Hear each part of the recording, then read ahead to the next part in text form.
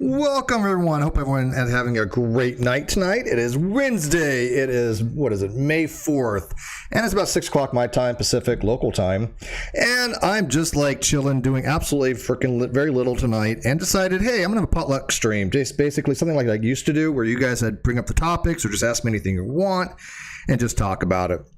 I don't usually do them that often because usually when I do stream, I kind of have a tendency to, have something I want to talk about specifically and then go about talking about that particular topic. But tonight I got nothing. I got really nothing I want to talk about tonight because a lot of these things that I know people do want to talk about, I'm going to be doing shows on later on.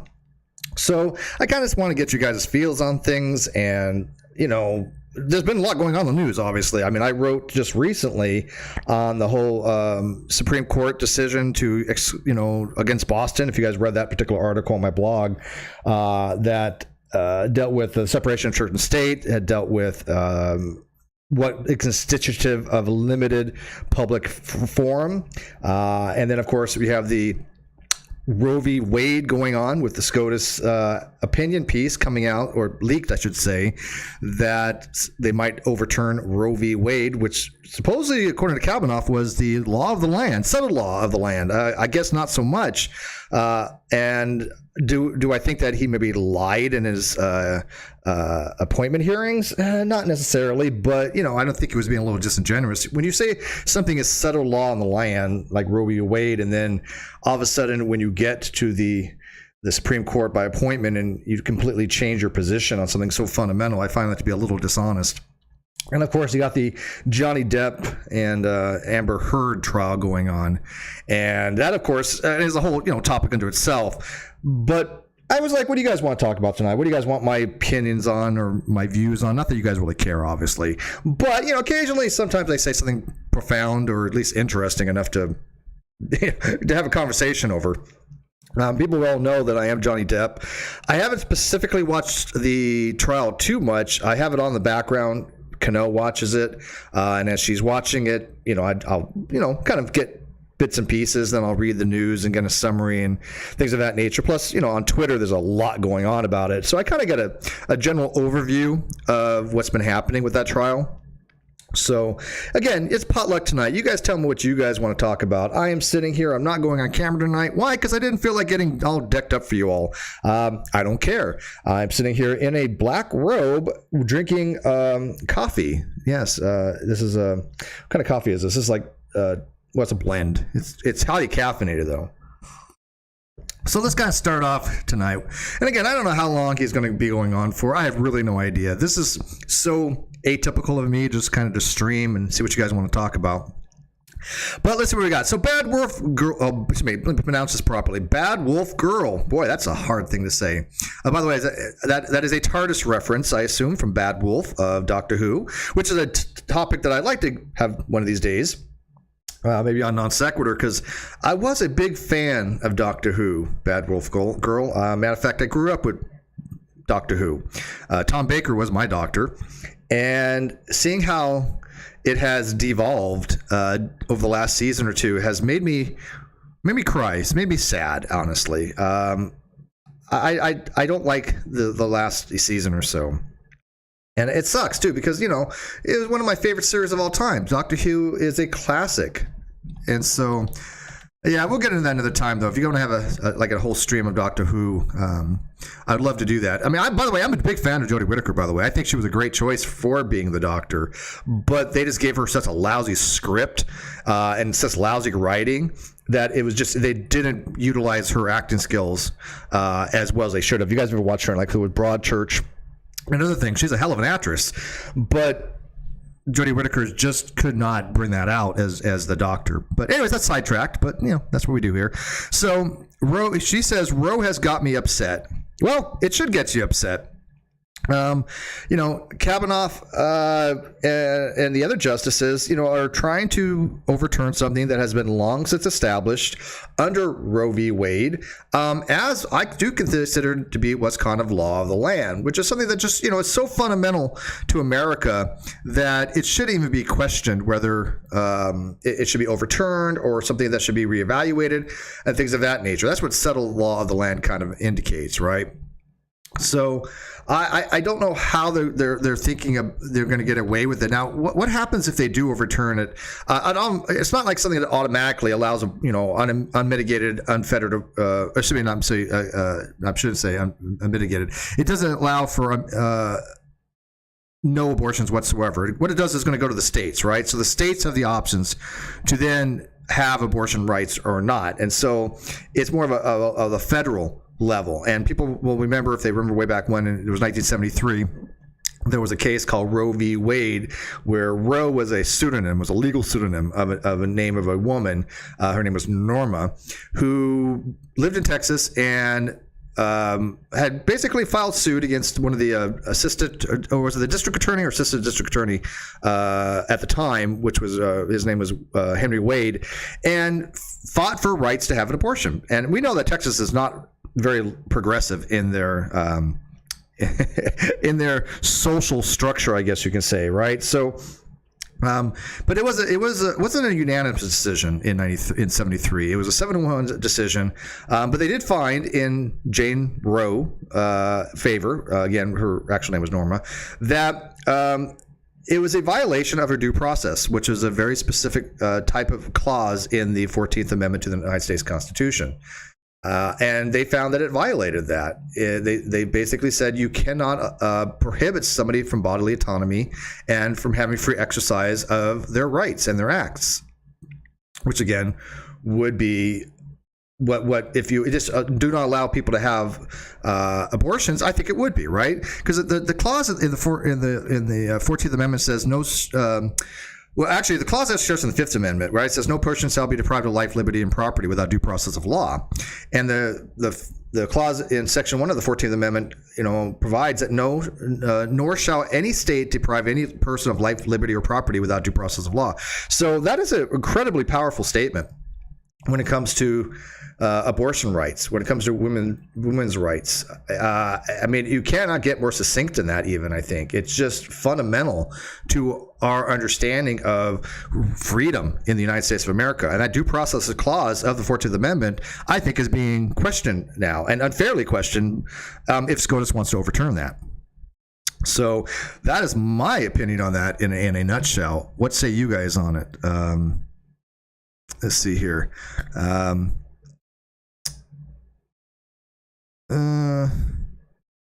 April's like abortion. She says, I understand that it won't be changing the abortion laws in most states, but some will go hard and make it illegal. I heard Texas is interested in making it illegal to leave the state for an abortion. Yeah, I think in Texas is one of the very few states that has such an animosity towards abortion that they find it illegal. Even if you're a Texas citizen and you leave the state to have an abortion from a doctor that's not in that state, it's still considered to be illegal if they pass the laws on a state level that all abortion or any abortion is considered to be illegal. Now, I don't think that's ethical. I don't find that to be just. I'm all for states' rights. I do believe states have the rights. Matter of fact, one of the things in the founding tradition of our country is that, yes, there's a federal government that oversees everything, but it doesn't override states' rights. States' rights have the autonomy to have laws that are specific to the citizens of that particular state. And matter of fact, look at like the federal law when it comes like marijuana. Sure, yeah, marijuana still is federally against the law. It's still federally illegal, but however, is it enforced? No, of course not. Is it going to be overturned on that? Yeah, well, of course. Yeah, one of these days that's going to be off the books. I can tell you right now, mark my words, it is inevitable that the laws against marijuana at the federal level will all go away. Right now, it's basically they just don't enact them, or they don't act upon them, I should say. But I think that's all going to go away at one time. But at the state level, most states or many states have legalized marijuana. And so it is to be just like alcohol, right? I think the government is going to regulate it just like they do alcohol. I think the government is going to step in because they realize a lot of money in marijuana. But, the federal law shouldn't supersede the laws of the states. Now, with that said, that doesn't mean these states should violate the lawful laws of other states. So if you're in Texas and they have abortion bans, I don't see why you wouldn't be able to go to another state to have it. That makes no sense to me that they should be able to prosecute that merely because you're a Texas citizen, but you've committed the act in another state. If you commit something in another state, how could a state have you arrested for that if you broke no laws that are in that state? I don't know how you can make states for, other states. That just seems odd to me, right? Oh, hang on.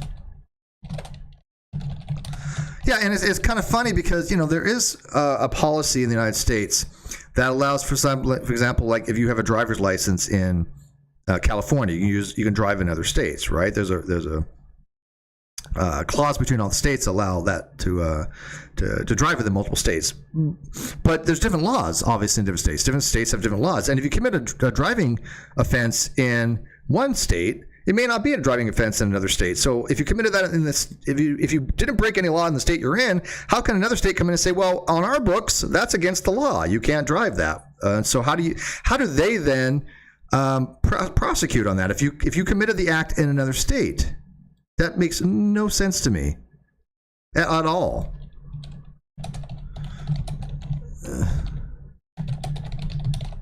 Yeah. Can you hear me typing? Anyways. Brandon says, can I come on? I'm not having anybody on panel today. I am just ranting today, Brandon. I'm just taking questions, talking about anything I want. I will be able to stop whenever I want. Nothing spectacular today. Like I said, it's going to be real mellow. I don't even have a room open, so I'm not taking any really calls today or anything. But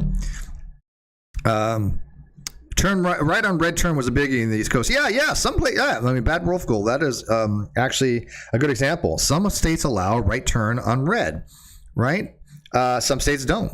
Some states say that if you're driving and you come to a red light and you want to make a right-hand turn, you stop. You obviously look for traffic, but then you can proceed if there's no oncoming traffic. But some states don't allow for that, right?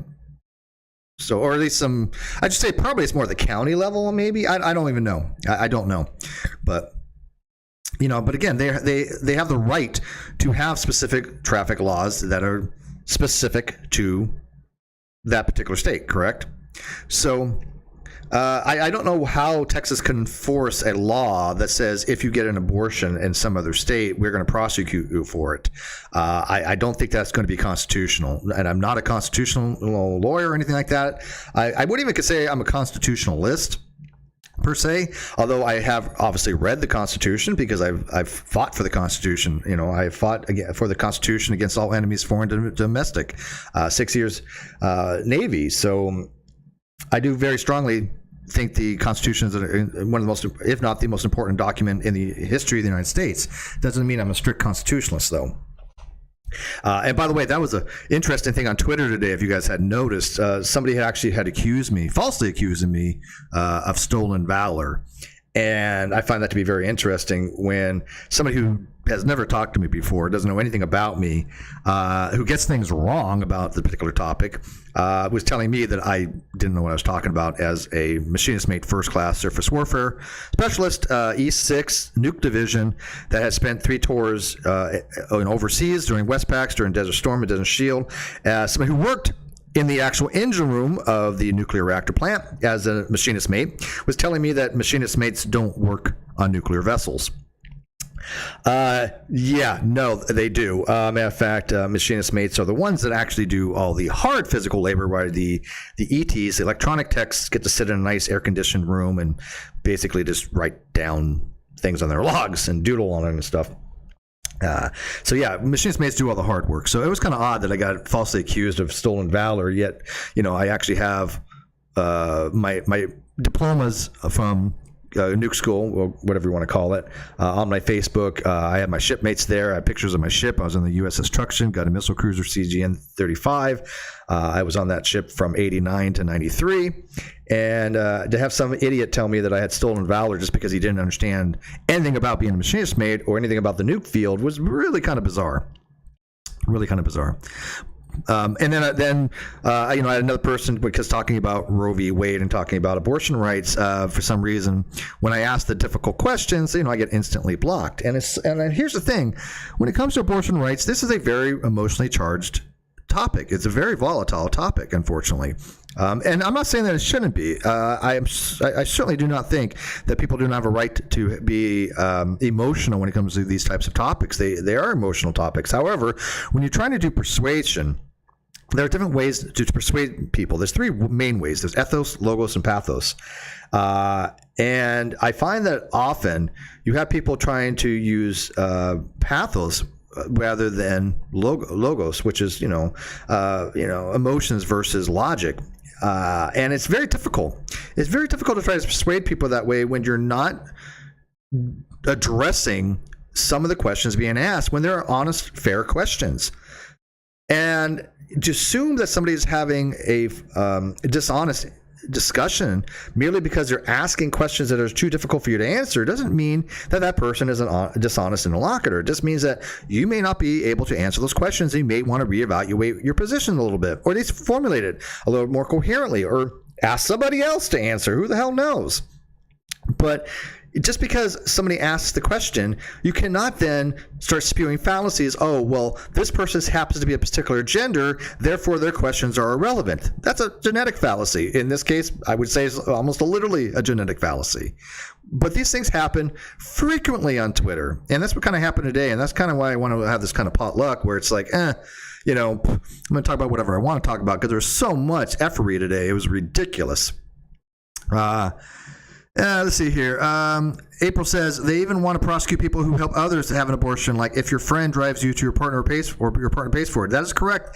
Many of the laws that are coming out or trying to be passed that are at least introduced as a bill so far, yes, some of them do actually do that. Matter of fact, we've already seen, I think it was Ohio and a few other places, laws that would try to prosecute the doctor that performs an abortion, right? And so they are trying to expand that to say, okay, if you've even helped somebody have an abortion, if you've driven them to have an abortion, you've enabled them to have an abortion, then you are strictly liable under the law as some kind of accomplice, which I think is absolutely ridiculous. That makes absolutely no sense. I think it's an assault against people's rights. I think it is an overextension of the government's power. And I think that many of those things are going to be shot down. However, even if one passes, it is scary. Now that the SCOTUS has been leaked, that they are going to probably override Roe v. Wade, then you know what? All bets are off about what's going to happen, I guess. We don't know. We really don't know. Bad Wolf Girl says the U.S. Constitution is a living, breathing document and must remain so, in my humble opinion. I agree with you on that. I think it is a living, breathing document as far as the ability to have at least enumerations or amendments to it as appropriate. The Supreme Court and other judicial systems and courts have long since ruled on things as settled law of the land as far as the Constitution. Even though there's various, even the first 5 amendments are very, very straightforward. There's not a lot to the amendments if you think about them, right? There's not a lot in there that really tells you the details of anything. It's all later on that has come out, that common law even, that has been ruled upon based upon those things of how those things should be interpreted, right? Even the first, amendment, freedom of speech.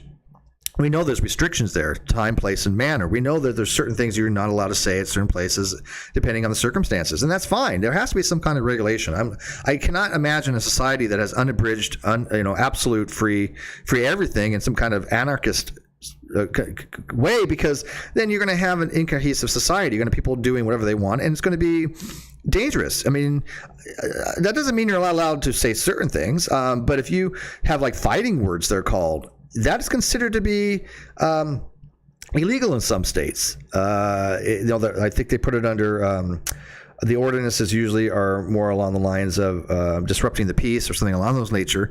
But you can't have fighting words in some places where you're actually, somehow threatening somebody. Racially charged words, those can be illegal in some states, and I have no problem with that. Hate words and things of that nature. Again, I'm not a free speech absolutist, as I know many people are, unfortunately. Although I'm not tied to that, I'm not married to that position, that particular position. But I don't know. When it comes to free speech absolutism, it just seems to be carrying it a little bit too far. I do believe that there are things out there that is constitutive of hate speech. And do I think that you have a right to say it as far as nonviolent? Then sure. But I also think society has the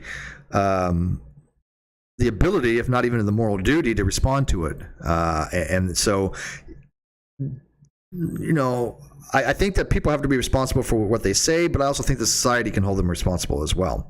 But there are certain things that I think that are against the law to say in certain places, at certain times, a certain manner.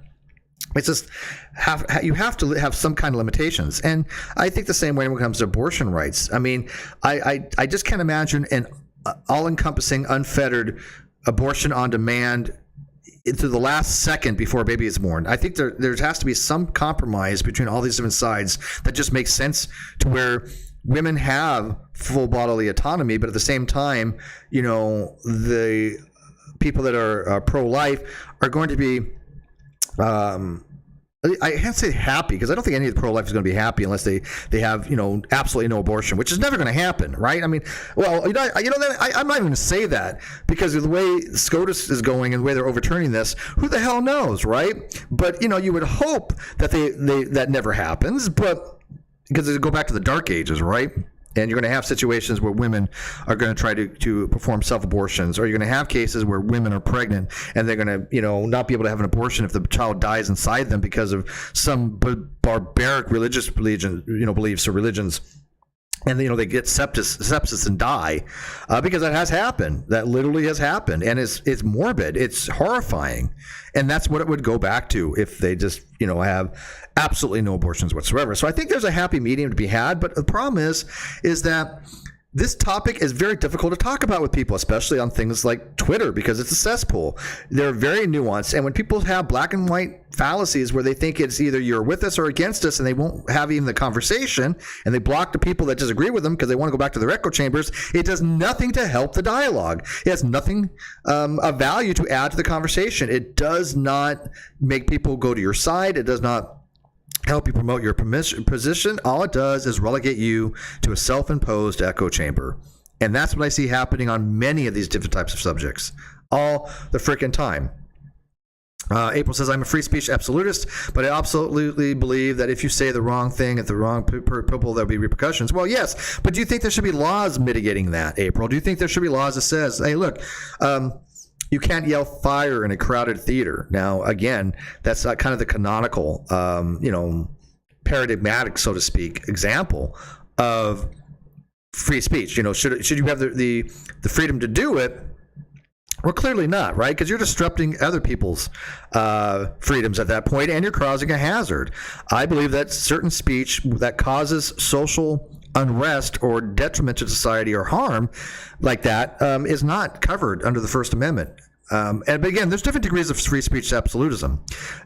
You might just be like a minimalist, maybe. And again, I'm literally kind of making this up as I go along on this particular topic as far as absolutism. But I would say there's, a minimalist approach, and then it's kind of, an absolute, unmitigated, unfettered free speech where you can say whatever you want in some kind of anarcho-capitalist type society or something. But as a minimalist, you might say, look, I have absolute free speech, but there are certain things when it comes to safety in society where you can't do things like yell fire in a crowded room. Super chat, Flamo, $2. Paid speech greater than free speech. Well, it's funny, Flamo, and I thank you for that super chat. And if other people want to give a super chat, by all means, I appreciate it. When people talk about YouTube, you do not have free speech on YouTube. Anybody who thinks otherwise, you're just seriously mistaken. You are literally deluding yourself. Free speech is not an open speech platform. Never has been, never will be, probably. They are a business. They are an organization. They are, very profitable. They allow you to have a platform. That's it. They allow you to have a platform, and under the platform, you have to abide by their terms of service. That's not freedom of speech, nor should it be. I don't have a problem with that. I do not have a problem with that. Free speech is ability to, again, have criticism of the government without fear of reprisal. But the courts have determined that is extended to, freedom of speech to be able to talk about what you want, where you want, and in public places. So there has been an interpretation of those amendments when it comes to that. And so, Yeah, I mean, people think that they ever, and Oflamo, going back to your hate speech is greater than free speech, people think they have a right to go into people's lives chats and say whatever they want. And not you, by the way. But in some places, I've seen this happen just recently where somebody disrupted the live chat merely because they wanted to say what they wanted to talk about. And the mods and everybody else was saying, hey, this is not the right time, right place, not the right thing, forum. And of course, the person's like, well, I have my free speech. No, you don't. You go to somebody else's house, you don't have a free speech there.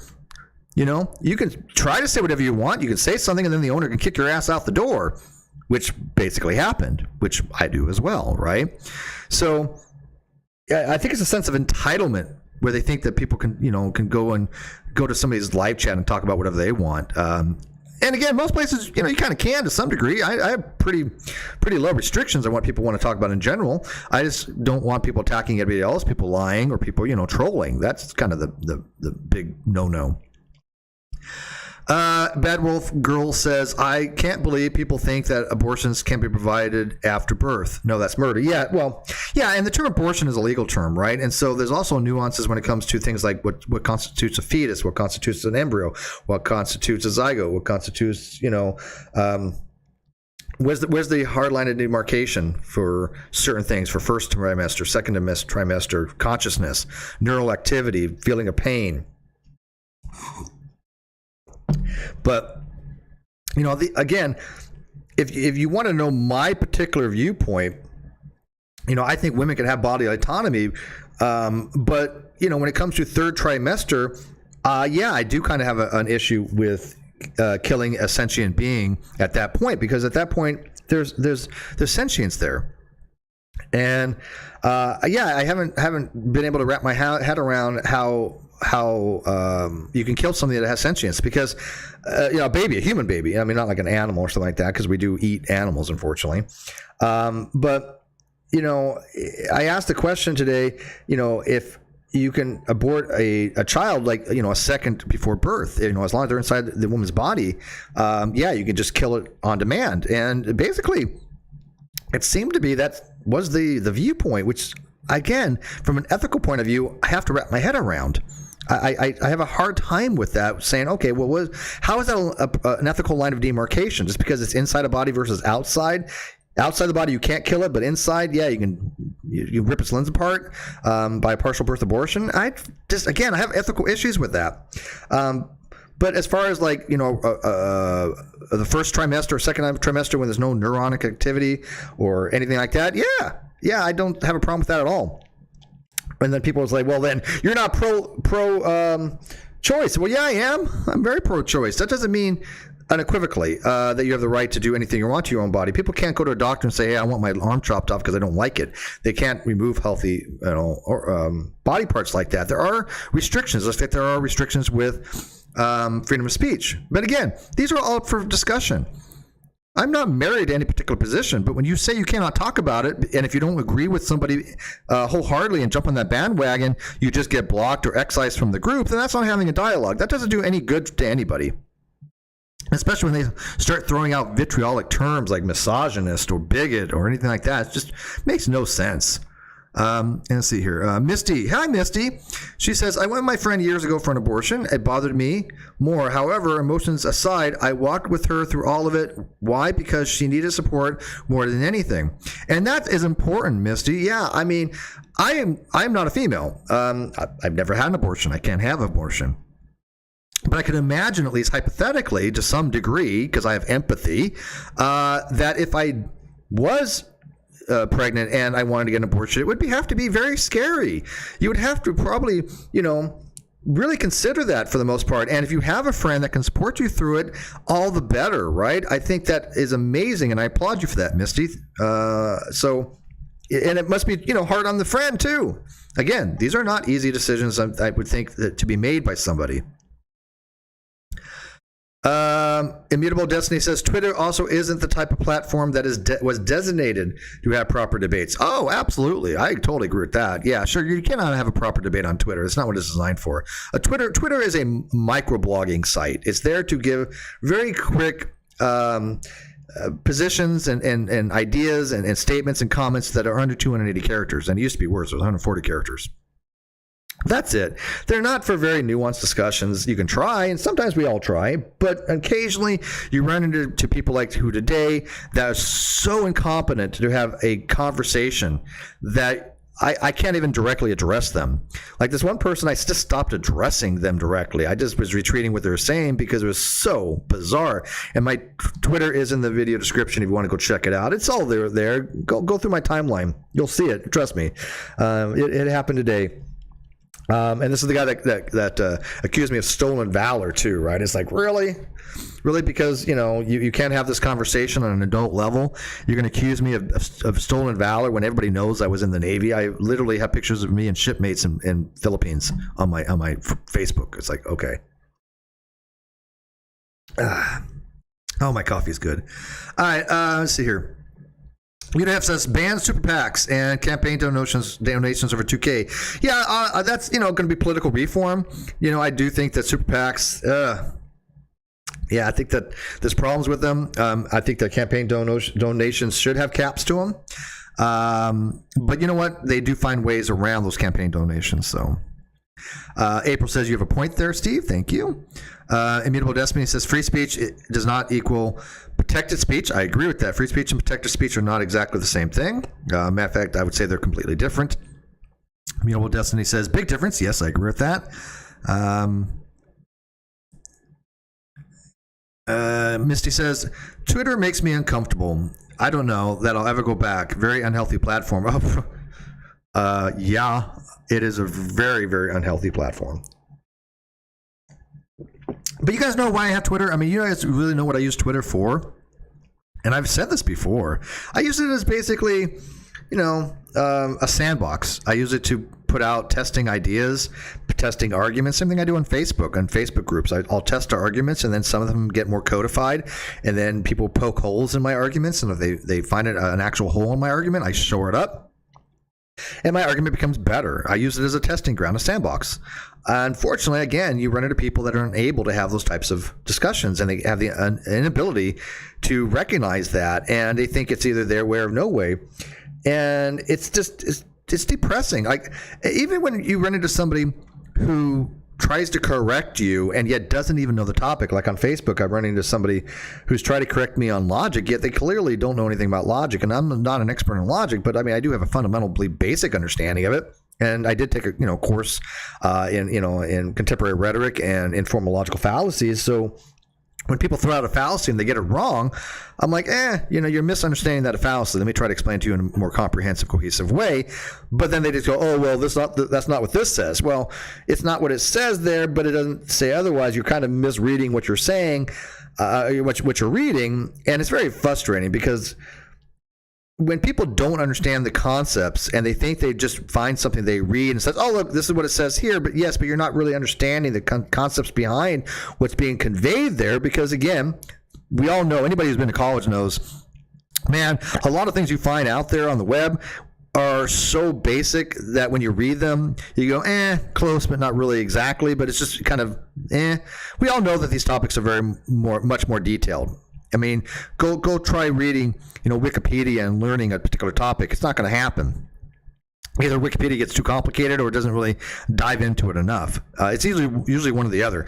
But you're not going to be able to really comprehend these types of subjects just merely by going to a page and go, oh, look, here's a logical fallacy. Well, yeah, but you're not using it right.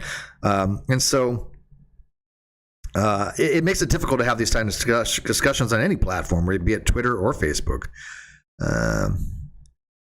Bad Wolf Girl says, oh crap, happy Star Wars Day. May the 4th be with you. Yes, and I think I was going to have it today, matter of fact, but we had to move because scheduling reasons. I think on the 6th, I'm having a discussion on Star Wars and Star Trek on the Non Sequitur show, which is, kind of better, and the political structures of each, which one's more ethical, the Federation or the Klingons or the Ferengi, and opposed to the Sith, is the Sith really an evil group or not? It really, there's a lot of nuance in these types of discussions. As I said, people that get into discussions when it comes to Star Wars and Star Trek can really make some good arguments, that the Federation wasn't as benevolent as they made it out to be, and the Sith weren't as, malicious and malignant as they were made out to be. So let's see here.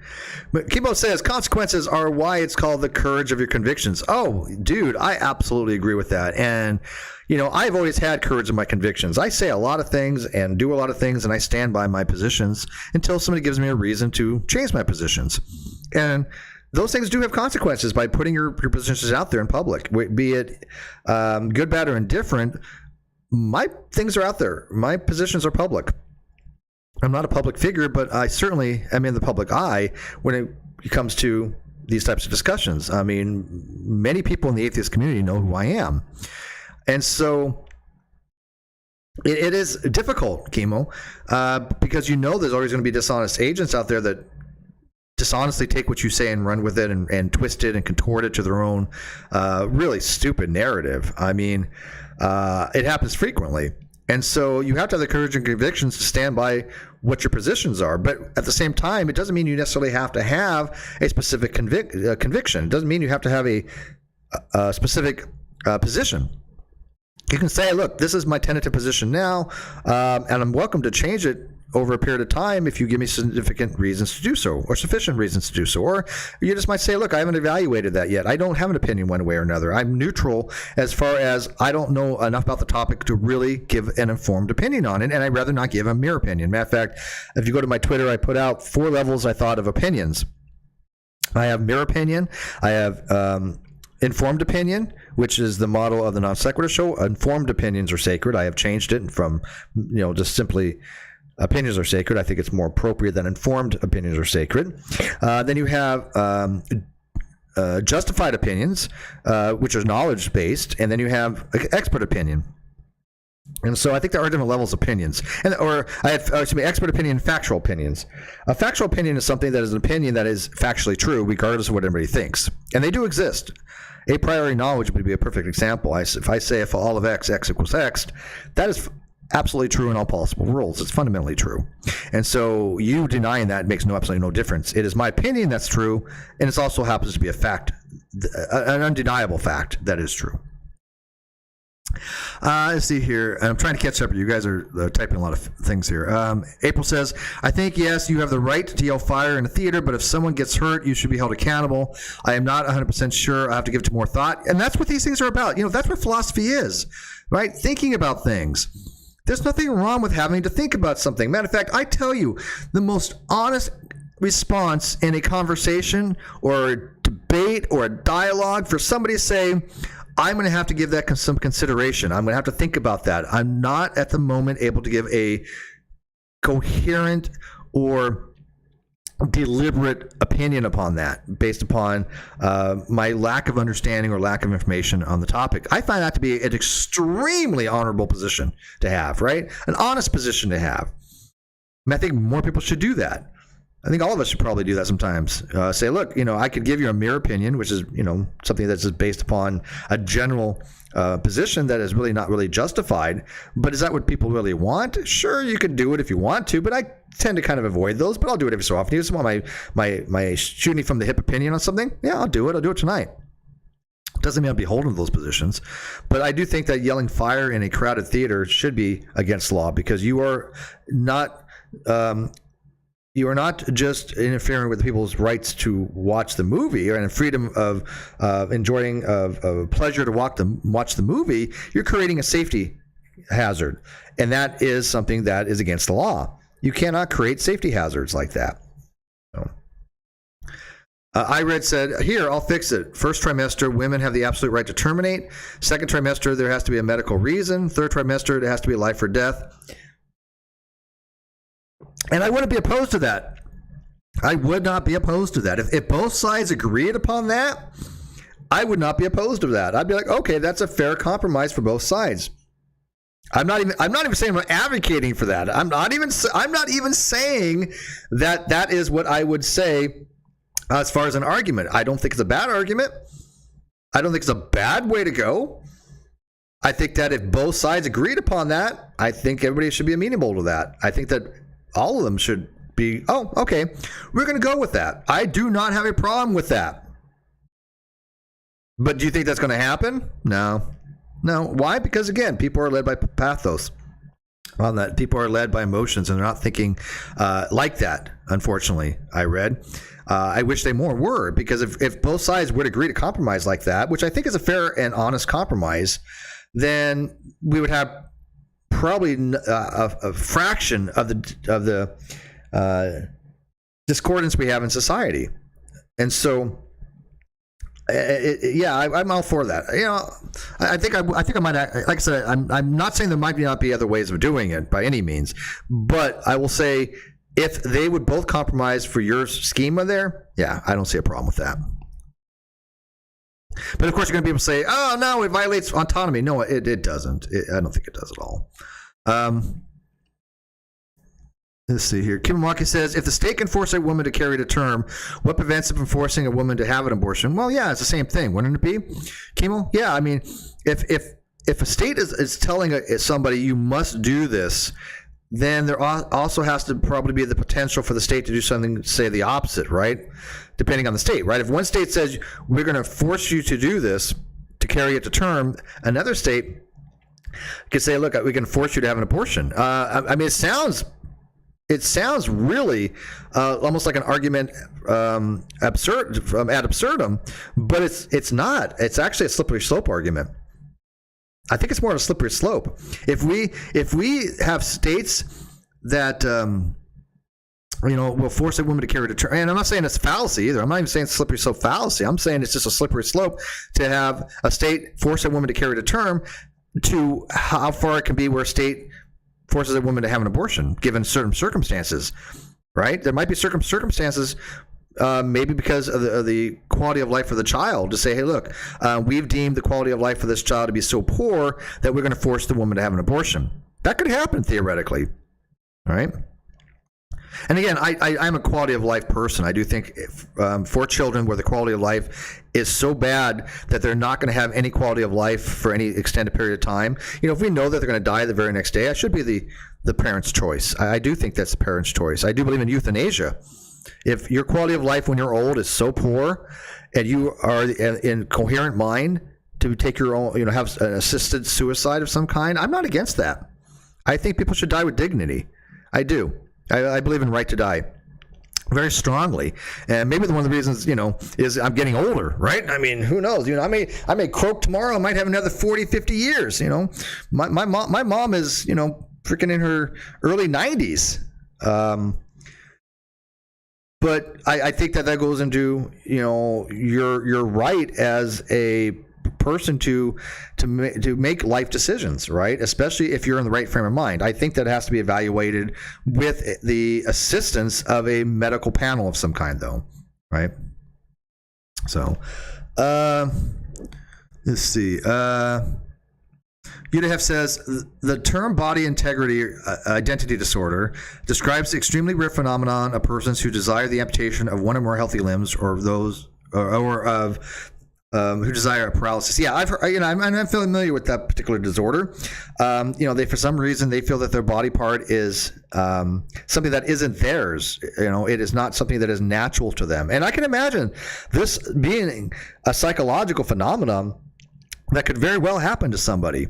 I mean, again, I really like hypotheticals. I think people underestimate the power of a hypothetical in philosophy. In fact, a lot of people that don't like hypotheticals don't have the skill set to really have their minds open because of hypotheticals. I think hypotheticals and what's called subjunctive case conditions really give us empowerment to critically think better and to think, okay, what if, right? What if this was the case? And I'm not saying the hypotheticals are always great. There are always abuses of any kind of thing in philosophy and the Socratic method even, to kind of deliberate what truth is by asking questions and things of that nature and propose hypotheticals and interrogatives. But all things considered, cerebus paribus, since somebody said Steve's dropping the Latin, cerebus paribus, all things being equal, I can imagine myself saying, oh, okay, all of a sudden I'm sprouting this third arm somewhere from the back of my neck or something, right? Let's just say I have a third arm on the back of my neck. Well, yeah, it's awkward to me. It's not supposed to be there. I don't feel like it should be there. and so I want that removed. Now, can you imagine if that same mental state of that person was such that it was their right arm they were talking about? Now we have a hard time conceptualizing that because, those of us that have two limbs, right and left arm, we find it natural to us. But I certainly can put myself in the position of somebody who says, this right arm shouldn't be here. It feels odd, just like I would have a third arm on the back of my neck. Why? Because, many of us have what's called empathy. We have the ability to put ourselves in other people's positions. And I think that I could imagine myself in a position where, that shouldn't be there. It doesn't feel right. And I think it's a psychological disorder that could be treated, though. And I don't think amputation is necessarily the way to resolve that. But again, that's up to a doctor. I'm not a medical person. I don't have the skill set to evaluate any of that stuff. But yes, it's a very real phenomenon. Bad Wolf Girl says, I have issues regarding suicide because I lost my husband to it. And here's the thing. I have a lot of friends that have, considered suicide. I have known people that have lost family members and parents due to suicide, and it's hard. And I don't think suicide in and of itself is something we should, allow as a whole. I think it's, again, end of life is a very different thing than suicide for somebody who just thinks they have low quality of life. Most of the time, that probably is a mental disorder, right? They're probably having a psychological issue that can be treated through, with medical professionals and psychology and antidepressants or whatever. And again, I'm not giving any medical advice here whatsoever. Do not take it as medical advice, none whatsoever. But, there have been, I think, lawsuits brought about from people that have wanted to die. And, if their quality of life is so bad and they want to die, I don't know, man. It's like, it seems to me that I think that should be allowed in some cases. Very rare, but I think that's up to, again, a qualified medical professional or panel of professionals to make those types of decisions. Just like we give judges the ability to adjudicate law, we give them special privilege in society to make these types of decisions by their education. We give doctors special permission to make these life and death types of decisions because they have the education to do so. Let's see here. Scrolling down. Bad Wolf Girl says again, Steve, I would love a discussion regarding changing opinions. I hate that whole flip-flopper bullshit when it's simply a matter of more informed opinion. Yes. Okay, so my position on flip-flopping. There's nothing wrong with your changing your opinion based upon getting more information. Once, maybe twice. Once you're at 3 or 4 times, there might be a problem. And again, it really depends what you're flip-flopping on. If you're flip-flopping about things that we see all the time on YouTube and Twitter where people are just going whichever way the wind blows, yeah, that's not changing your opinion on a matter of being more informed. That's just because you're just trying to fit in with the popular social cast of the time, the bandwagoners. And I detest that. You guys have known me a very long time, many of you guys have. I don't go which way the wind blows. I've had some of the same positions I've had for, decades, but some of my positions have changed a little bit, right? In fact, I just tweeted out today, a matter of fact, that I'm seriously giving consideration to mathematical Platonism, maybe even full-blooded Platonism. I'm seeing some really good arguments from it, from Quine and Frege. Frege's argument for Platonism seems to make sense to me, and so. There's objections to that, of course, when it comes to like the inability to kind of bridge the gap between these mathematical objects and our epistemic knowledge of them and things of that nature. But are they overcomable? Yeah, maybe. Maybe they are. But, I'm willing to change my position on that. Matter of fact, they call it, quote, the impenetrable metaphysical gap between the spatial temporal realm and the mathematical realm. And there does seem to be an impenetrable metaphysical gap between the spatial temporal realm and the mathematical realm. But there are maybe ways of kind of getting around that. It's called plenitude, Platonism. But again, I've done a little more reading over the several months on that particular topic that maybe I might change my position on from nominalism to mathematical Platonism. I'm certainly giving huge consideration to it. But why?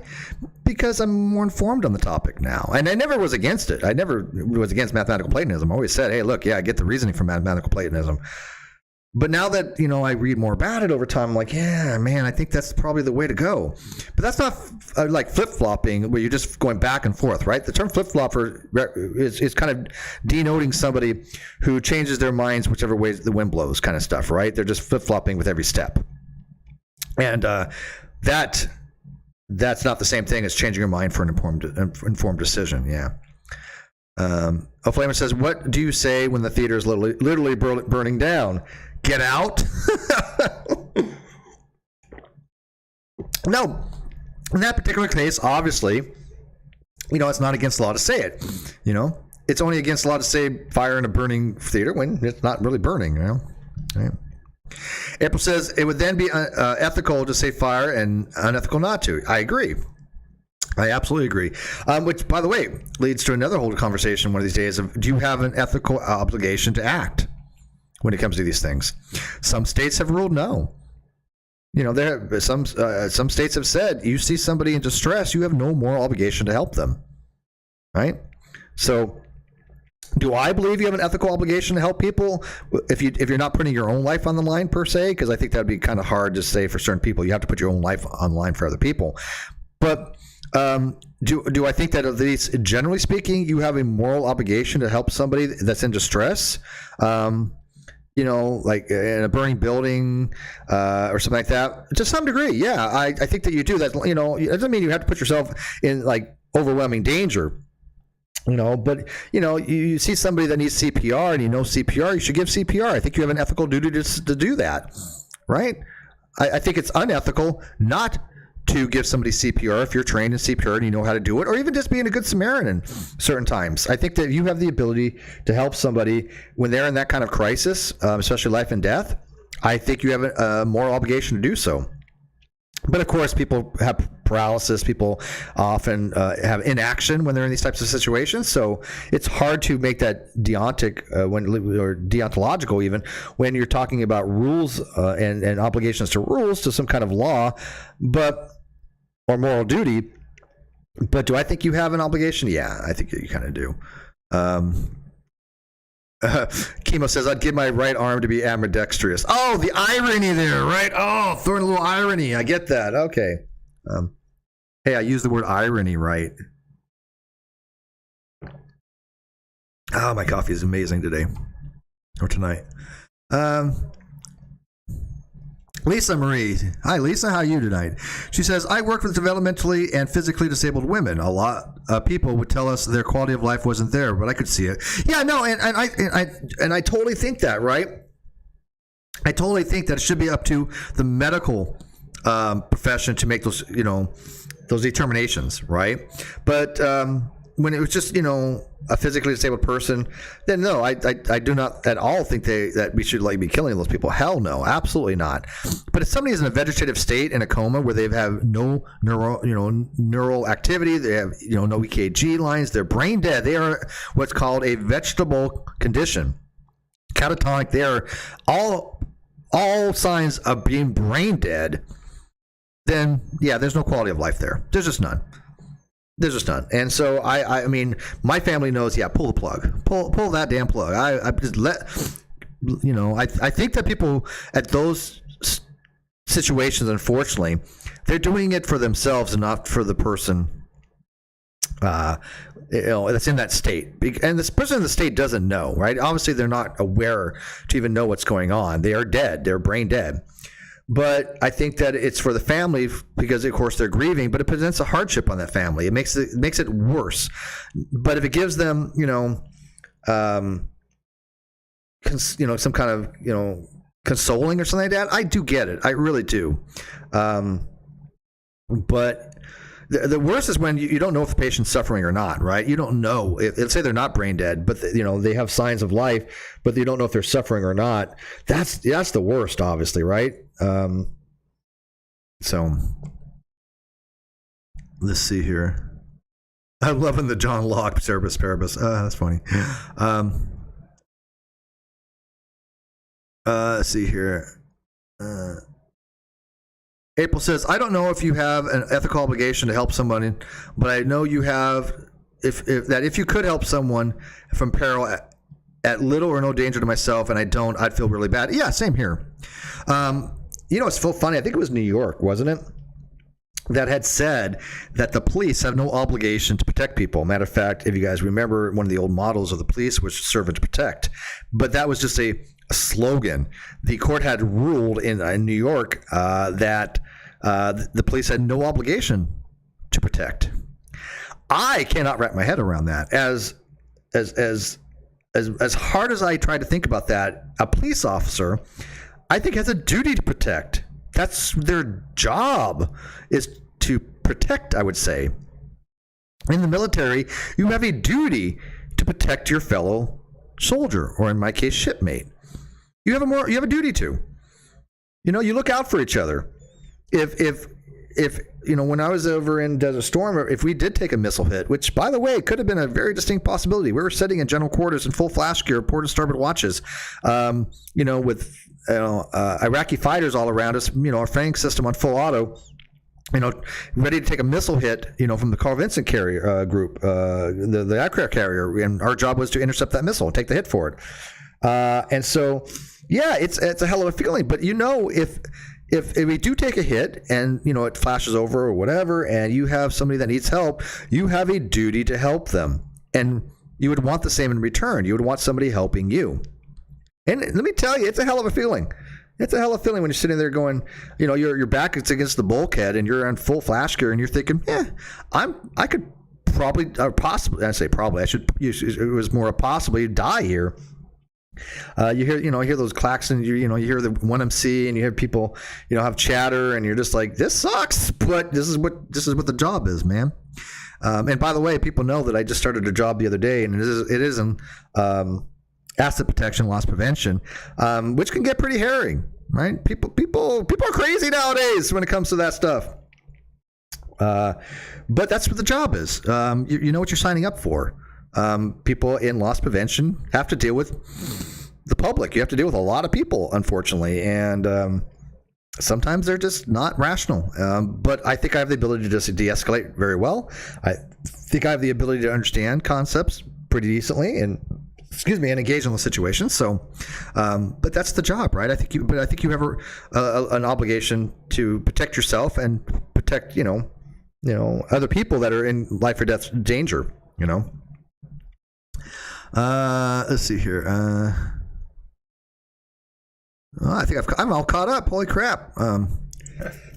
So, all right. So what do you guys think about the Amber Heard case? Again, I know it's what you guys want to talk about, but I'm just kind of curious, because I am team Johnny Depp. And it's not just because, I recognize that Johnny Depp is a man and he's been abused. And of course I can relate to that, not because of physical abuse, but because of, people, women that have, said false things about me and other people. Who is without a crystal ball, that has absolutely lied and said, oh, well, Steve committed fraud, Steve sexual harassment, when we know all that was bullshit now. So I can at least empathize with Johnny Depp. And I think that is very credible that Amber Heard is lying. As a matter of fact, when she was on the stand, her body language gave it away. Was she acting? Yes. Was she acting good? No. I don't think she was acting very well at all, but I do think she was acting. I do think that was all contrived. I think it was fake. I am giving you my mere opinion, though. I want you to see the difference. This is not an informed opinion. I have no information that would really give me a viable way to justify that particular position. And I admit my own personal bias on it because, without a crystal ball, who I'm suing for slander, I definitely think that Johnny Depp was a victim here. I think he's the abuse victim. Now, do I think that he was perfect? No, of course not. But I think did he deserve what he got? Hell no, not even remotely so. I mean, Amber was the aggressor. But watching her on stand today testify, that was just unbelievably contrived.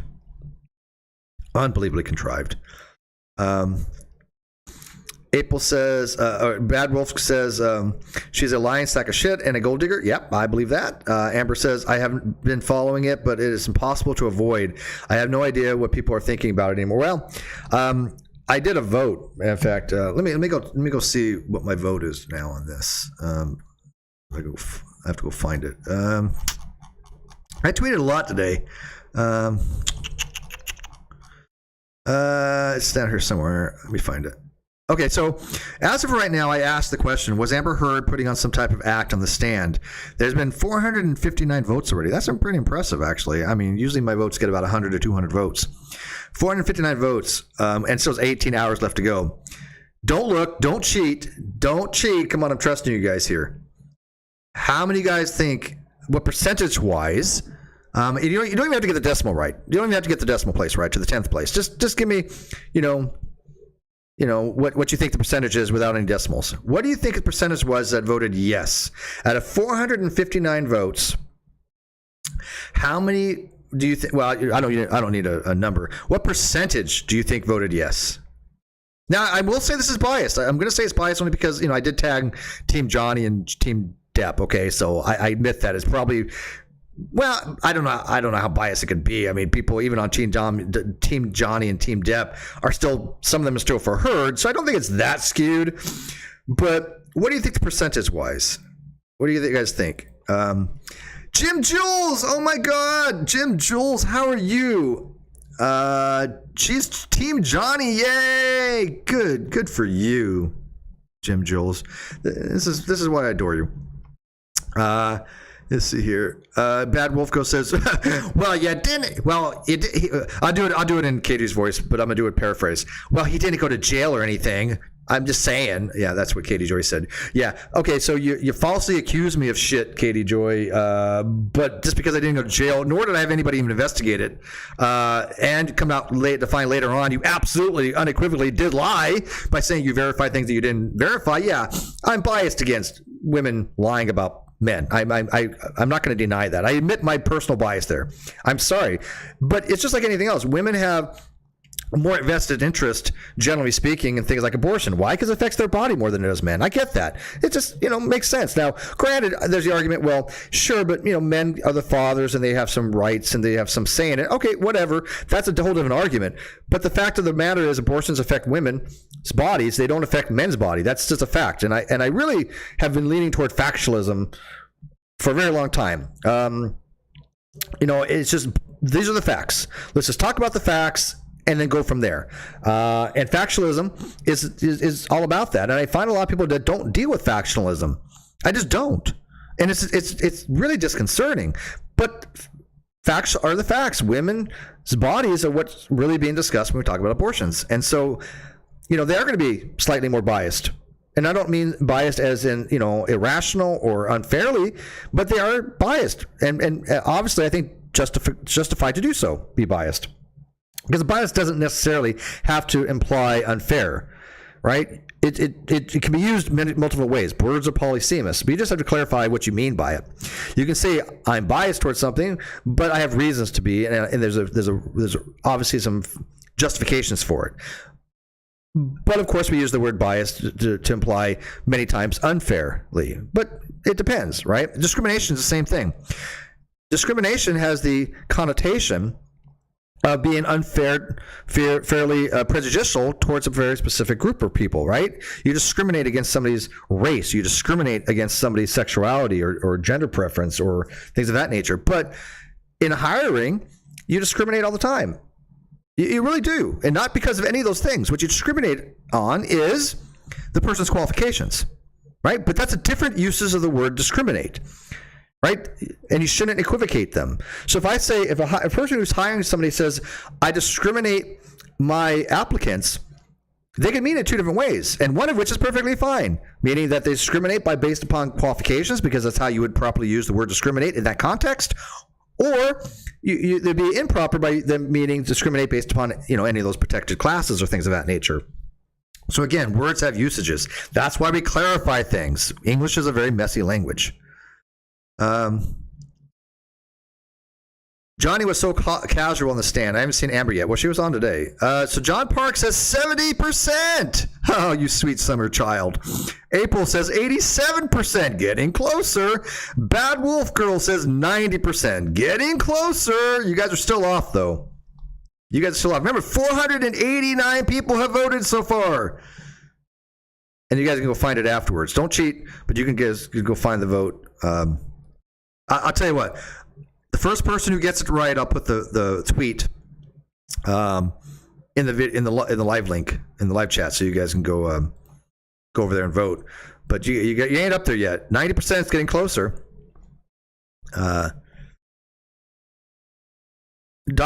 Jim says Dr. Hughes was a joke. Bring back Dr. Curry. Yeah, no, I agree. I only watched a little bit of Dr. Hughes' testimony. It seemed like she was, and again, this is my mere opinion, not informed opinion, mere shooting from the hip opinion, that she had been reading notes of some kind, that she was basically just, I don't know, it seemed very prepped, I guess you can say, maybe, right? Curry's very likable.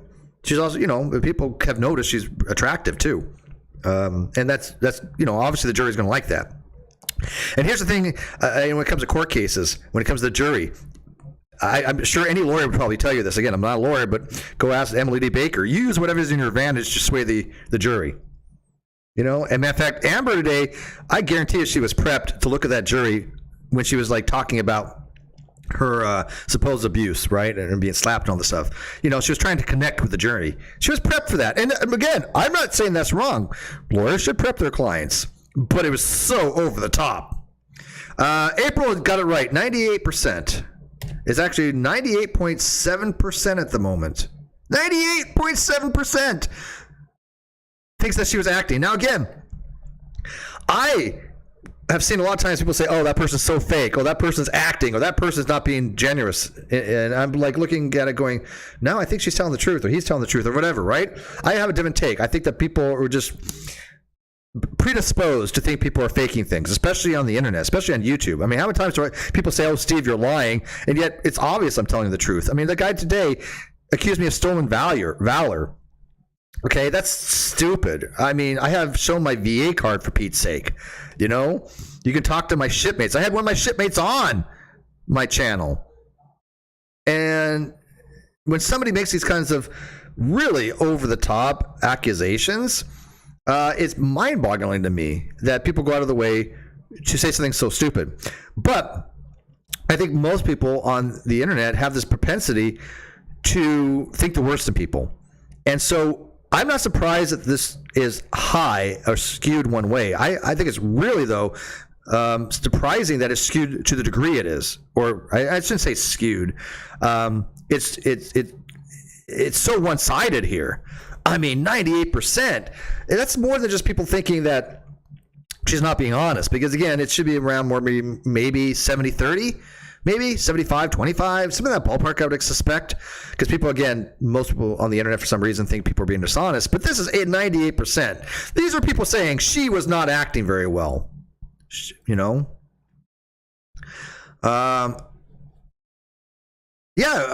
Wolf Girl says, I love Dr. Curry. Yeah, well, she comes off as genuine, right? She comes off as very personable. Chemo says, if she found to have been falsely accused him, isn't it axiomatic that she be charged with harassment? I don't know. I don't know with the legal system, Chemo. I mean, look, Kyle was clearly guilty of perjury. There's no question about that whatsoever. Matter of fact, my lawyer had an entire thing typed up to send and sent to a detective because the assistant DA in North Carolina was going to prosecute. She was full on going to prosecute. I talked to her personally. And in order to do that, charges have to be filed through a detective. A DA or assistant DA cannot file charges. So she just was like, we'll find a detective willing to file the charges. This detective wouldn't do it. Even though we handed the case on a golden platter. It was clearly perjury. I mean, there was nothing that needed to be deliberated on it. It was simple. There it is. So I don't know if she could be charged with any of that stuff. I just don't. But I think it's in the court of public opinion she's done. Sygart, oh, my friend, Dr. Sygart, how are you, my friend? He says, I think it's time to stop allowing guilt by accusation. Oh, I agree, dude. But again, this is what we see on the internet, right? We see people that run off half-cocked. They hear something gossip-wise, and they think it's true. They don't have the critical thinking skills to go, Yeah, maybe I should investigate that more. Maybe before I make that public, I should look into this more. They don't care. They're gossip mongers. They just want it out there, out there. And we see this all the time with certain content creators that I think are very, very dishonest. Many of them are actually in the commentary community or related to it somehow, but they don't care whether what's true or not, right? They just throw an accusation out there. And until one of you have suffered an accusation that wasn't true, you won't be able to really fully grasp what it feels like. And it sucks. It really does suck. And yet I'm not just saying me, but I know there are people in the live chat that have had it happen to them, but there are people that probably never had it happen to them. I don't know. But, guilt by accusation is horrible. You're just guilty because you've been accused. Well, okay, where's the evidence for it? Again, factualism. What are the facts of the matter? And this is one of the reasons why I get along with Erin from EK People Suck, is I think she's a factualist. I think she says, okay, what are the facts of the matter and how do we go about doing it? Because I see people get it wrong all the time, facts of the matter. Things that I know are not the case that about her that they got wrong. And it's objective too. It's not a matter of even just something that I know, that most people don't know. That's not public information. It's public information that they get wrong, but they don't care. Right? They have an agenda. People who have an agenda don't care. Jim Joel says her posted GTFO. Dr. Curry didn't need notes. Yeah, I noticed that as well. She spoke so eloquently in medical terminology to the court, then broke it down for the jury. Hughes gave nothing but attitude and tactless opinion, and I think you're very, very correct on that. There was a very, very striking dichotomy between the two. Right. And I think that the jury itself is much more prone to probably lean toward Curry than Hughes. But did you say the way that they basically, it was Amber was looking at her during the time? I mean, Amber has this death stare. It's really freaky. But that to me is a look of a sociopath. Matter of fact, I have said before, because honestly, I do believe, I would say it's almost knowledge at this point, if I could justify it as knowledge. But I have an extremely strong belief that Katie is a sociopath. And so she's committed to be a narcissist. She's admitted to that on a blog. But I personally have my opinion that she's a sociopath, which is an opinion. It's not defamation. But sociopaths fake human emotions. They don't know what it's like to really have empathy. They don't know what it's like to really feel something because they don't have those feelings. Right? We see Katie do it all the time. She fakes having emotions that she doesn't have. And that's what I saw with Amber. Matter of fact, I was telling Kano, I was like, she's acting. This is not even good acting. I'm like, I don't think anything that's coming out of her mouth right now is even remotely true, kind of thing. I told her this comes across as fake. Even if she was telling the truth, even if she was hypothetically, those damn hypotheticals, it came across as fake. It came across as fake, and so. That in and of itself, I think it's going to be very damning, right? Bad Wolf says, that's all kinds of fucked up when it's common knowledge you're a veteran. Well, yeah, to us, right? To us, we know this, but there's a lot of things I know that people don't care that are factual or not, right? I've lived this shit. I've lived with a lot of crap from people, yet I've always known the truth. Now, there's other people that know the truth out there, too. Aaron has pretty much all the truth. Tina has all the truth. Rez Rhetoric has all the truth. But there's been other people that knew the truth too, but they decided to stab me in the back. Okay, whatever. At that point, what are you going to do? But at least they had the truth, right? But yeah, no, what idiot would question whether I'm a veteran or not? I've been on a stream with other veterans in Landon talking about the nuclear stuff. I really did go to the nuclear power school. I really did spend 6 years. I really was honorably discharged. I have a VA card, for Pete's sake. So, but of course, I didn't agree with the guy fully on what he was talking about. And instead of, having an honest dialogue, he was like, oh, stolen valor. Okay. Yeah, whatever. And by the way, I think somebody who falsely accuses somebody of stolen valor is somebody who actually has stolen valor. I don't see much of a difference. The flip side of the same coin. Both of them are morally egregious. You're doing a morally egregious act by trying to remove valor from somebody that did serve. What's the difference? That is the same thing. It's just two sides of a coin. One person is stealing the valor, and you're trying to steal it from them. You're stealing their valor. You know, I did 3 Westpacks, 2 tours during Desert Storm, and 1 during Desert Shield. That guy's going to take that away from me? I mean, it blows my mind that somebody thinks that's okay to do that. He didn't seem to understand that, hey, yes, stolen valor is bad. People that do that is bad. They're unethical. It should be called out. But if you're going to call somebody out for it, you goddamn better know what the hell you're talking about. You better have all your facts. Again, factualism, right? And his facts were wrong. And other people that were in the military told him that. It's like, god damn, dude. Oh. Chemo says, so a false accuser can utterly destroy a man's life, and when found out can just say, oops, my bad, and go merrily along. I added the oops. But yeah, Katie has not had any ramifications yet for falsely accusing me, Aaron, Tina, and other people. The 40 other content creators she's even lied about, she's had no ramifications for that yet. I mean, well, I didn't say that completely. She's had two lawsuits that have been initiated through the court and mine pending. So people are suing her for it, but she hasn't really been held accountable for it yet, right? She still has people that actually believe her. Yet, when you ask for evidence, there is none. Is none. But these people, again, don't care about evidence. If you believe people like Amber Heard based upon no evidence, I don't know what to say to you. I got nothing to add to that conversation because she has no evidence for her claims. There's been no medical records. Right? I mean, it doesn't mean you have to necessarily think she's lying, but to accept something just on face value, given a holistic set of conditions, based upon what Johnny Depp has said, yeah, I don't think you're much of a critical thinker at that point. I think there's something to be said to your overwhelming bias in some cases, but especially when it comes to Katie Joy, she has no evidence for any of that stuff, none. And so anybody who believes her that asks for evidence and doesn't get any, yeah, I have to question their integrity. I have to question their bias as well, obviously. Bad Wolf says, I did it and it sucks. This is why I'm on a sock. I don't know who your socks are. I don't know. A lot of people are on socks. I only block people by their name, but if they come on a sock, what can I do, right? And again, as long as they're being cool in the live chat, I don't care. I can't psychically know who somebody is. You could be Unirock for all I care. I can't tell.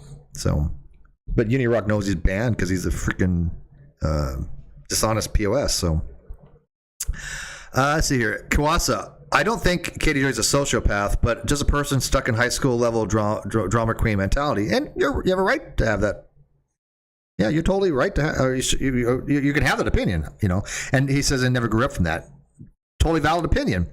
I disagree. I do think that she's a sociopath, but again, that's the wonder of having the ability to disagree with people, right? You don't have to agree with anybody on anything, and people can give their reasonings for things like that, and I could give my reasons why I think she's a sociopath, and he can give his reasons why she's not, and we could end at the end of the day, go out and have a beer because the Kawasa is amazing, right? So people can have differing discussions, different positions when it comes to discussion. It's all how you go about doing it, and that's what I try to cultivate. I want people to have different discussions upon different topics and different positions. I really do. I think that having everybody believe the same thing is dangerous. I think it's scary. I want people to have different beliefs because it gives variety. It really does. April says, I think she has actual emotions. Not of any consequence. I mean, maybe at a very basal level, but not of any consequence. I think she's a compulsive liar. Well, yeah, that's I would say that's knowledge at this point. Yeah. And attention whore, I would say that's a knowledge claim as well, and I agree with that. But I could be wrong. Well, yeah, anybody can be wrong about anything, right? These are possibilities. Certain things you can be wrong on, certain things you cannot be wrong on. Anything like this, where it's more of a posteriori knowledge, so to speak, that you could be wrong on. Certain things like a priori knowledge, certain types of it, you cannot be wrong on, right? But a posteriori knowledge is things that you might be able to you might be wrong on. Because it's things done observationally, right? And so if things are done observationally, we might be wrong in our observations. So, Bad Wolf says, I don't get why people hate you, because they're dishonest. It's because they are sadists, that they are, again, sociopaths, and they want to harm people. And they find a target. I just happen to be the target for certain people because I stood up for my convictions. I stood up for what I believed in. And they didn't like that. They didn't like somebody standing up to them to the degree that I did. And when I said, not only are you wrong, I can demonstrate you're wrong. And they don't like that. And for some reason, I think that a lot of these people that are out there, these cyberbullies and these cyber stalkers, gang stalkers, have mental issues. I think they really, I'm not just being hyperbolic, I honest to God swear to you on everything that's holy and unholy that I think they have mental issues. I really do. And they just target somebody. I'm not the only person that has been targeted before. They've targeted other people as well. But some of them specifically target me more than other people, sure. But I'm not the first person to have been targeted by a group. Kawat says, compulsive liar and attention whore sounds about right. Yep. Kawat says, sociopaths would be something a bit more serious, I think. Not necessarily. Psychopathy, I think, is more prevalent than people give credit for. And again, it just means diminished emotional connections with people and empathy, right? A person who's a sociopath just doesn't have the social connections that other people would have. And a psychopath would have no connections. So a psychopath we would say, doesn't have a conscience, so to speak, doesn't have the ability to empathize. They don't understand their consequences are wrong, or their actions are immoral. A sociopath does understand. Many of them just don't care, right? So there's a kind of a difference between a sociopath and a psychopath, in that one kind of knows that they're wrong, they just don't care, and the other one doesn't really know they're wrong. So I don't want to hear her hating on Mother's Day. Yeah. Man, this coffee's so good. Bad says, Steve, would you settle with her if she admitted she was wrong? Yeah, I've already told my lawyers that. But my lawyers have been very clear. You can't really force somebody to admit they're lying, because they can do that with anybody, right? And that's unfortunate, because all I wanted is she admit she lied. I would drop it all if she admits she lied. I kind of would want to get my investment back as far as my legal fees, but whatever. But we know that's not going to happen. But that's the same thing that Todd Chrisley wants. Chrisley wants her to admit she lied. That's more powerful to him than the money, right? Todd Chrisley wants her to admit that she lied about him. He's not suing her for the money. He's suing her because she lied. That's why he's suing her. Kawach says, oh shit, I disagree with Steve. I'll give you all my lunch money. Please don't cancel me. I've already blocked you, dude. Yeah, I've already blocked you. Who's Kawach? Yeah, he was kind of cool. Shame. Yes. Sorry if you guys can hear me swallowing this amazing coffee. It's Erica Beans, Arabia. Yeah, I keep on mispronouncing that. How do you pronounce it? Arabia, not Arabia. Whatever it is. Yeah, whatever. It's good coffee. Yeah. I think it's Erica. Arabica. Yeah, Arabica. Yeah. And by the way, I'm so frugal, the second hand. Kano makes coffee with these beans in this little percolator thing. And it usually makes between 3 and 6 cups, depending on what percolator you use. We have 2 of them. And then I reuse them a second time because they were still good the second time. So she doesn't like the second one. She thinks it's a little watered down. Yeah, Arabica beans. Yeah. But I don't mind it. I don't find it to be that weak. And again, I'm frugal. I reuse coffee grounds twice. What do you want? Hey, I've spent $10,000 in legal fees. Come on, give me a break. I've recouped 4,000 of it. Arabic. I have a speech impediment. I have a hard time with things with R. Remember? Yeah, and by the way, this is a perfect example. Remember I told you guys that I had spent years in speech therapy because I had a hard time pronouncing words with R? This is a prime example of this. I was not in any way exaggerating that.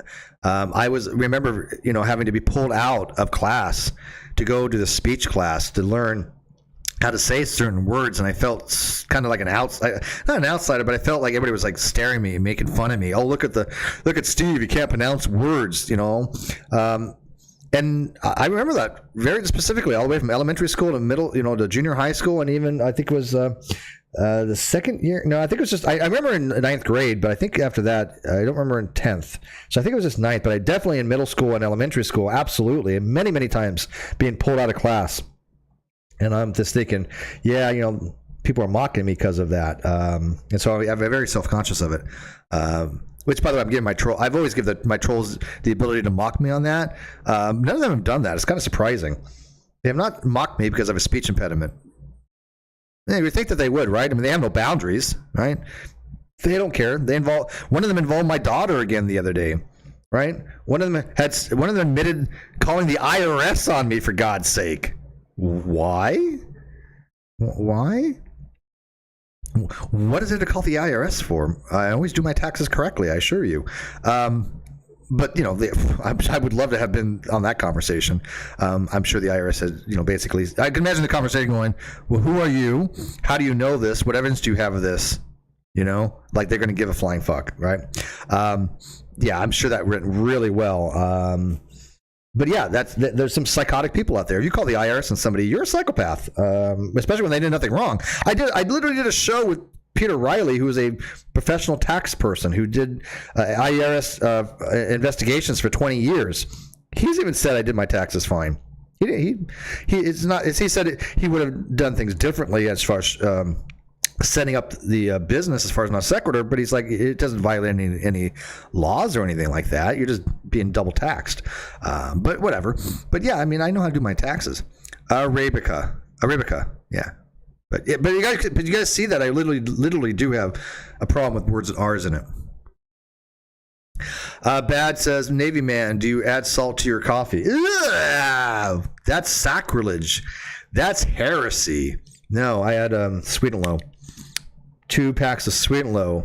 I'll use Splenda or Equal, but I prefer sweet and low. I like saccharin-based stuff. April says, I did speech therapy too. It was weird but helpful. Yeah. I used to sound like Sylvester the cat. I'm not laughing at you, by the way. That's not a laugh at you. No, I get it, right? Suffering succotash. No, my things were, I'd say like wabbit, the wabbit and rather than a rabbit. So, yeah. And there's also other words, something like X, some words with S's in it, things of that nature, but R's were my hardest. Arabica. Yeah, I guess just say it like that. But anyways, back to the potluck. What else do you guys want to talk about, man? I'm going for 90 minutes just rambling, talking about all kinds of stuff. And by the way, thank you for spending Wednesday with me tonight. I appreciate it. I really do. Just wanted to hang out. That's all. Kawat says, one thing that should be added to coffee is just whiskey. Yeah, Irish whiskeys. Now, I don't mind a little Bailey's in it as well. But yes, Irish whiskey and coffee. Yum. Yum, yum, yum, yum. That's so good. Now, I will say this, Kawasa, and I know you're probably going to hate me and stalk me for the rest of my life for saying this. Although as much as I like whiskey and coffee, I think I prefer brandy in coffee. A 4 or even a 6, especially a 6-year aged VSOP. E&J or something like that, brandy and coffee, so good. So good. No, you don't put vodka in coffee. Ugh. God, no. Nope. I had vodka for the first time the other day in probably years. I do not drink vodka. But I was just out and I ordered a drink, and I basically was like, I want something sweet today. I just feel like something sweet. And the bartender friend of mine was just like, yeah, I got something. So he made this vodka pineapple orange drink that was really, really freaking good. Yeah. April says, I was Sylvester and you were Elmer Fudd.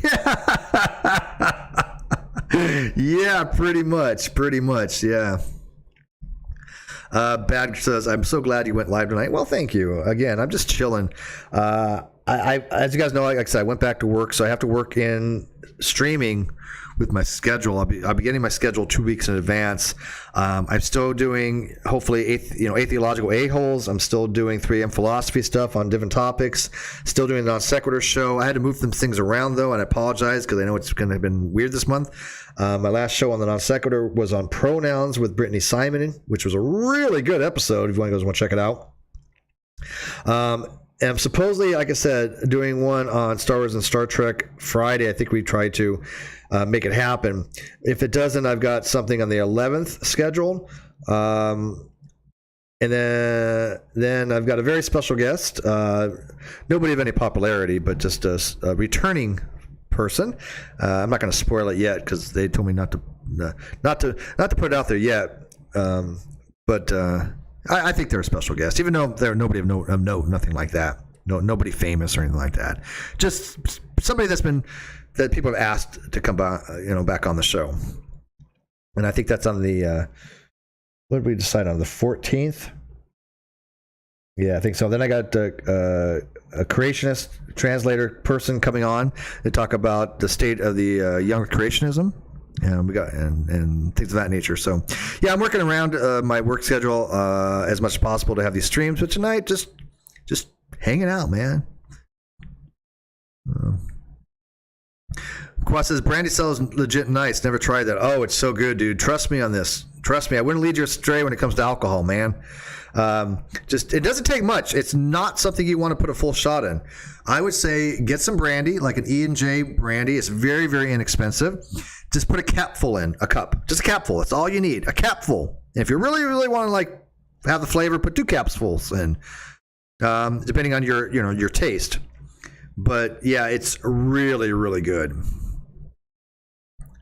Chemo says, with the W and R confusion, how do you do with the word squirrel? I don't have a problem with that one. Squirrel. Yeah. Bad says, is hot dog a sandwich? Yeah, we still want to do that, but the guy that wants to argue that a hot dog is not a sandwich doesn't have anybody that wants to argue with him that hot dog is a sandwich. The guy that was going to do it backed out. So in order to have the debate whether a hot dog is a sandwich, I need to find somebody who wants to argue that a hot dog is a sandwich, that can bring something to the table. So let me know. I'm thinking... Yeah, I don't know when I'll be able to do it, though. But, yeah, if you want to argue with that, let me know. I am going to start including the Non Sequitur Show email on the YouTube channel. And if I can squeeze it in on the Twitter, I'm going to put it there. I've also, to let you guys know, on Twitter, because, crappy people, I've had to limit the interactions on the Twitter account because I've just basically used it to put out information about when I'm streaming. But I've realized that you can actually change it to those you follow, right? So if you have not followed the Non Sequitur Show Twitter, which is in the video description, go there, follow it, and I'll follow you back, or just let me know and I'll follow you back. That way you can leave comments on the Twitter timeline for the Non Sequitur Show. But I think I'm going to put the email in there. I have a separate email just for Non Sequitur. I've got multiple emails for different things. And I'm going to use that email that I have for the Non Sequitur Show strictly for that. And it's got really good spam filter controls. I like that. I think I'll put it on there, and then email me if you guys want to argue that hot dog is a sandwich. April says, is it Landon? Because that'd be awesome. Landon is coming on, but that's not who I'm referring to. Landon and I are doing something, but that wasn't what I was referring to. But since you brought Landon up, yes, Landon and I are doing something, and I don't know when. I think maybe Sunday. It is going to be more along the lines of science and philosophy, though. Theory lanedness is what we're going to be talking about. Prescriptivism we're going to be talking about. We're going to be talking about a variety of discussions because he's been watching my 3 a.m. series on this channel. And he's told me it really has kind of opened his mind to a few things, a different way of looking at things, so to speak. And he's been really enjoying that. And he wants to come on and have a conversation about how these things relate to science and how we use terms like knowledge when it comes to science and things of that nature. And, first of all, you don't turn down Landon, right? Nobody turns down Landon. And I'm honored that he's, been watching videos in that series and getting something out of it. Matter of fact, I had asked you guys to comment on that particular video. The last one I did, which was on belief and knowledge, I asked you guys to comment if you learned something. Nobody commented anything. None of you guys learned anything on that. Not one thing. Nobody commented that they've learned something. Doesn't mean I'm gonna stop doing them. I'm just thinking to myself, maybe you guys already knew this stuff. In which case, give me something that you didn't already know about. Because I'm doing that series for you guys, no, not for anything else. But not one person had commented on the belief and knowledge video on 3am philosophy that they learned something. So either correct that if you did learn something, after the stream is over, go and leave a comment on that what you've learned, because I am curious, or leave a comment that you didn't learn anything. Comments, I read comments. Comments are the best things in the world. I love comments. So I ask everybody that watches these videos, leave a comment on the video, please. It's reassuring that somebody got something out of it. It's not for my ego, I assure you. It has nothing to do with that. It's just, it tells me that somebody has got something out of it, and that does make me feel good. And so I'm not saying it's purely altruistic. It makes me feel good, but that's not an ego thing. That's just, it makes me feel good. And so I like that. Let's see here. A hot dog is definitely a sandwich, April says. Oh, well, you might have to defend that, April. You might have to defend that on the Non Sequitur show. I'm under the camp that a hot dog is not a sandwich. And we might have to have a fight on that. We might have to have years and years of deliberation on that, April. TP Seekers says creationist translator. What are they?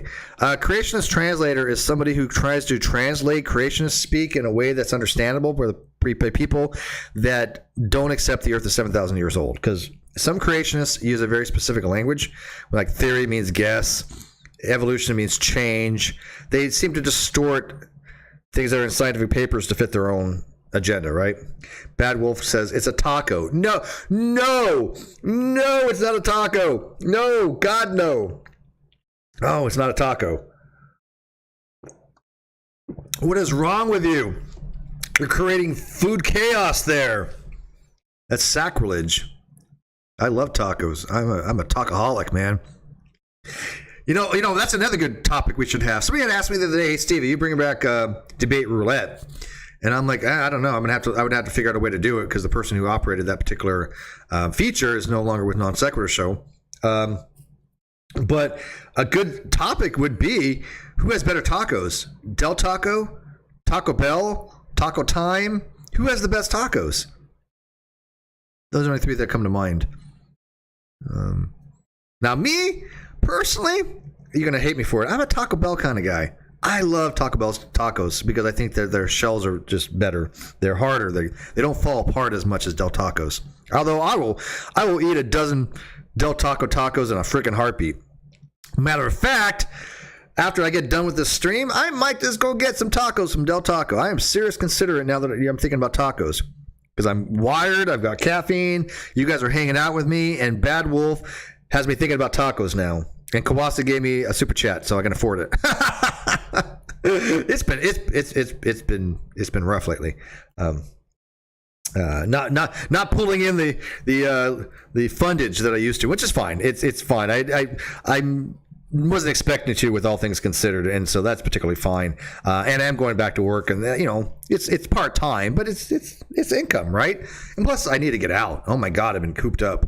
I love spending my time here with Kano. I cannot tell you what a wonderful woman she is. But we both need to get out every so often, right? So me working at least is going to be great, and I'm doing this more as a hobby. But of course, it supplements my income, and so I appreciate it. I really, really do. And if you want to become a member of the channel, you get a really cool green name. But I really do appreciate all the super chats. They've helped tremendously. They really do. So, and I'm going to go get some tacos, I think, out of it. Brandon says cereal is stew, not soup. It's neither. I don't. Cereal's not stew or soup. I don't know. Chemo says, TP says more than 2 items between 2 pieces of bread is a sandwich. Nope, I disagree. Nope. Chemo says if it's determined to be counterfeit sandwich, will people stop eating hot dogs? Probably not.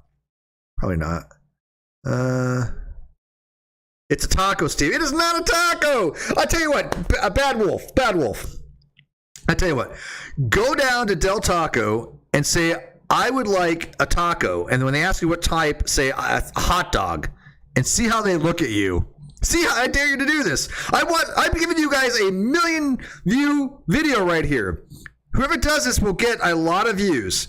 I'm telling you. And if I had a GoPro camera, I'd probably do it myself if somebody wanted to film me doing it. I would love to get a videographer that would love to go walk around with me and do this stuff in real life. I would totally do it. I would totally have somebody videotape me, and record me on some kind of GoPro or some kind of device as I ask them. I said, I would like a taco, please. And they say, what kind? I say, a hot dog, and get their facial expression. Wouldn't that be awesome? Somebody on YouTube do this. I would like a credit for the idea. You're going to credit me, but if you don't, that's fine too. Because watch somebody will do it. Watch there'll be a video on YouTube that gets 100,000 views of somebody doing that, and you guys can go, hey, Steve thought of that first. But yeah, go do it. Go Bad Wolf. Go to Taco Bell and go, I like a taco, please. And they say, what kind? You say, I like a hot dog. And they go, no, we don't have hot dogs here, but you have tacos. Well, hot dogs are not a taco. Let's see here. Chemo says, I would like to have a stream on value theory, but my brain's nagging that you may have already done one. Damn overproof whiskey. Not really. I don't think I've done a stream on value theory, and there's different types of value theory, by the way. So it depends. If you mean like value added theory for knowledge, then yes. If you mean value theory as in economics, then no. Mexico has the best tacos. Okay, well, I mean, sure. If you want authentic street tacos, then yes, those are the best. But I'm talking about mass-produced tacos. April. Always the best are going to be, domestic, as far as if you're in Mexico, right? The local cuisine. Hells yes. And I'm a big Mexican food fan. Oh my God. I cannot get enough Mexican food. It's delicious. It's probably one of my all-time favorite cuisines. Although I'm really a huge fan of Chinese or Japanese food too, but oh my God, Mexican food is the best. Let's see here. I'm trying to catch up here, so I'm catching up here. Kawat says, I do prefer original Mexican soft tortilla tacos. God, I got to tell you, Kawasa, and again, I am going to be thrown under the bus for this because this is not a true, authentic Mexican dish, but I do like the hard shell tacos better. But I adore an authentic street taco. Oh my God, I will eat the crap out of authentic street tacos. But if I really had to choose between an authentic street taco and a really, really good hard shell taco, I'm going to go with the hard shell every time. Kwas says, hard shell tacos always cut the side of my cheeks. Never have I had that happened. Never. That sounds painful. I wouldn't want that. Let's see here. TP says, not sure if I should thank you or not, Steve. Might have been better off not knowing. Yeah, maybe better off not knowing. Some things you just maybe not want to know, I guess, right? Jim Joel says, an authentic taqueria should be the only spot that should be classified as having real tacos. And that might be an argument to that. I love taquerias, man. Authentic taquerias, they're amazing. We have some really good taquerias around here. We have some really good authentic Mexican food around here. Not going to front. Indio is amazing food. Really, really good spots I've been to. Jim Jules, will you go with me to a taqueria? Go with me in a taqueria. That'd be an awesome lunch. Twitch TV Punisher says for 20. Thank you, Twitch TV Punisher. That's very, very kind of you. I appreciate that. I don't promote my stuff very often, so. It's so funny. I'm sitting here just chilling out with you guys, having a great time talking about whatever you guys want to talk about. And that's when I get super chats. And then, I do my other videos on philosophy and my 3 a.m. and they don't get any super chats. And by the way, I'm not doing it for that. So that's perfectly fine. I'm not arguing that at all. I'm thankful. It's just odd. It's like these kind of just hangouts are more profitable than actually, my videos that put out education. I don't know why that is, and I don't care, to be honest with you. I really don't care. The fact that you guys watch those things are amazing. The fact that even 100 people are interested enough to watch a video on like epistemology from me, I'm flattered. I really am. It's awesome. So he says though, for 20. Tacos on me. Hot dog is not a sandwich. Thank you very much. I agree with you. Hot dog's not a sandwich, and I will promise you tonight, Twitch. What time is it? 8, almost 8. Alexa, what time does Del Taco close? Del Taco on State Highway 111 in Indio is open all day today. You know that's not true. It's not open all day today. They close on the interior. The drive-thru is open 24 hours. I think the interior closes at 9 or 10. But I will promise you, and I don't break my promises. You guys know that. If I get done with this stream before they close, I will go get tacos tonight. I promise you. It's within walking distance. So, Bad Wolf, and I thank you for that, Twitch, very much. Appreciate it. And I'm gonna get a lot of tacos because I haven't really eaten anything today. I'm back on my diet starting the May 1st, and all I had today was a salad, and it was a very small salad and some rice and some fish. That's it. I have not eaten that very much today. So for dinner, I want some protein. For dinner, I want something good, and I want some tacos. And I know it's fast food, and Jim Jules is gonna be all over my ass for that. But Jim Jules, as much as I love you, I love tacos more. I love tacos more than Jim Jules. I'm sorry. I'm sorry. I can't help it. Tacos are amazing. But I will go get some tacos tonight. I give you my word. Thank you, Twitch. Bad Wolf says shrimp taco is better than beef taco. Oh God, that's hard. That's hard. I do love me a good shrimp taco. I'm going to have to go on this. They're equal depending on what I feel like. I don't know. Well, crap. No. If I really have to think about this, and again, thinking is hard, right? Thinking is hard. If I had to choose between a shrimp taco and a beef taco, Serapis Paribus, all things being equal, which in that case are really not, but whatever. But as far as like what's like the best, I'm probably going to go with a beef taco. But God, a shrimp taco is so good. Milwaukee Atheist says, how's everyone doing? We are doing amazing tonight. Milwaukee Atheist, how are you, my friend? How are you? It's been a while. It's been a day. Probably because they don't stream at night that much, and you usually are a night person. But it's good to see you, my friend. Chemo says, there you go, McRae, sending his minions out to troll Taco Bell. Yeah, exactly. It would be fun if you go there and says, I would like a taco, please. What kind? Hot dog. I'm telling you, I will do that if I ever get somebody to record it. Well, I'm not going to make that promise because that's a promise I may not be able to keep. But I'm certainly consider it. I'll certainly consider it. And then film it for a video. Would you guys like to see that? If I could get somebody to film it and go to Del Taco, go to Taco Bell, go to a taqueria, and have various places of asking them, I like a taco, and when they ask me what kind, I would say hot dog. And get their reaction, And of course, I'd buy some actual tacos while I'm there, April for 20 Canadian. Thank you, April. You were too kind. She says, I did say I learned something and then asked a ridiculous question on your last philosophy video. You just didn't see it. I actually wouldn't mind an answer if you had any chance. I didn't see it. My apologies. Mia Copa. I thought I did look at all my stuff on that particular video. There was only one comment on that video that I saw.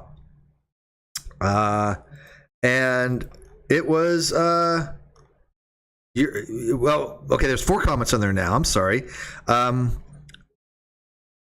There's one by Lamed, and he's the one I pinned. It says Getty cases are awesome.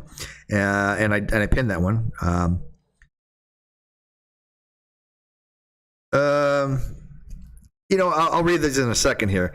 I did respond to your question. April, I did see your question. You said, is this going to be every Monday? If it's regular, I won't make plans for that day. And I responded to you 19 hours ago, no, because it depends on my work schedule, to be honest. I do work this Monday, but I'm off before 2. So it depends on how I feel after getting home. I do plan once a week, though. Did you get that response, April? Because I did respond to you. I do respond to people as much as I can, especially you. You know I would. Oh, you had another one. I'm sorry. You did. I apologize, April. Mia culpa. There's another comment on there that I did not see. I'm so sorry. Please forgive me. Please forgive me. Do not stalk me for 6 years. Do not cyberbully me, April. I apologize, and I'll answer your question in a second. Okay, I promise. Thank you, April. I feel so bad now that she left 2 comments. I didn't realize the other one's from her. I'm so sorry. Bad Wolf, I love Taco Bell. Refried beans equals dog food. Oh, I like refried beans. Jim says, I don't know what a taqueria is. I'll go with you with a taqueria. You know I cannot talk about words that have certain vowels to them and certain consonants. The consonant R is very difficult for me. And certain vowel combinations with AE and other things are very difficult for me. I mean, I'm not Spanish either, Jim Jules. Latino girls, man. Latino women, man. Never satisfied. Latino women, never satisfied. By the way, I do like to say Latina. Latina is a great word, isn't it? Latina is one of my favorite words in I guess, the English language, Latina. It just rolls off your tongue, doesn't it? Right? Certain words I can't say, but certain words I do like saying and can say, like Latina. I love the word Latina. Right? And you guys are saying it right now. In your head, you're probably going Latina. Latina. I love that word, Latina. Let's see here. Jim says, only if I can bring tacos to the taqueria with us. Why would you bring tacos to the taqueria? Wouldn't you get them there? Why would you bring them? April says, the reason we don't super chat during the philosophy video is because we're busy learning, which is completely fine. I am so grateful for the fact you guys watch, and there are people that become members, and you're my mod, and so I love that. That is perfectly fine with me. It kind of detracts a little bit, even if people do send super chats. I do take questions, obviously, from the live chat when I'm doing those things. So people can super chat, but I don't do it for that. Obviously, I do it for you guys, and I'm glad you guys are learning something on it. And if we super chat, we may mess something. Oh, that's sweet. You're sweet. Twitch says drive-through tacos, still tacos. Yes, but I don't have a vehicle.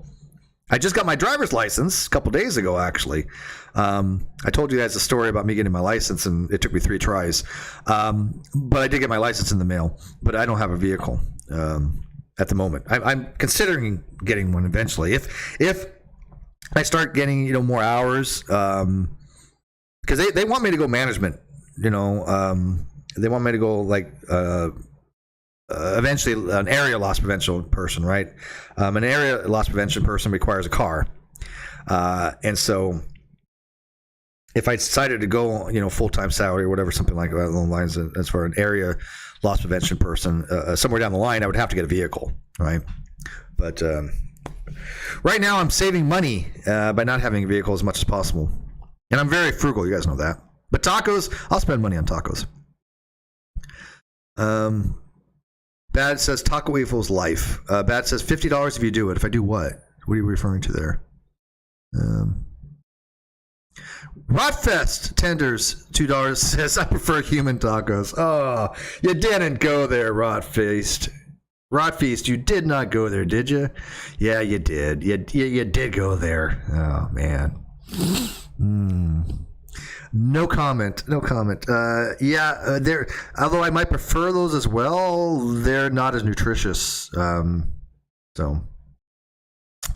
Milwaukee Atheist says, I just had my last day of the ancient Greek course, so after my final exam, that's all 4 semesters. Pretty excited to be done with that. And congratulations.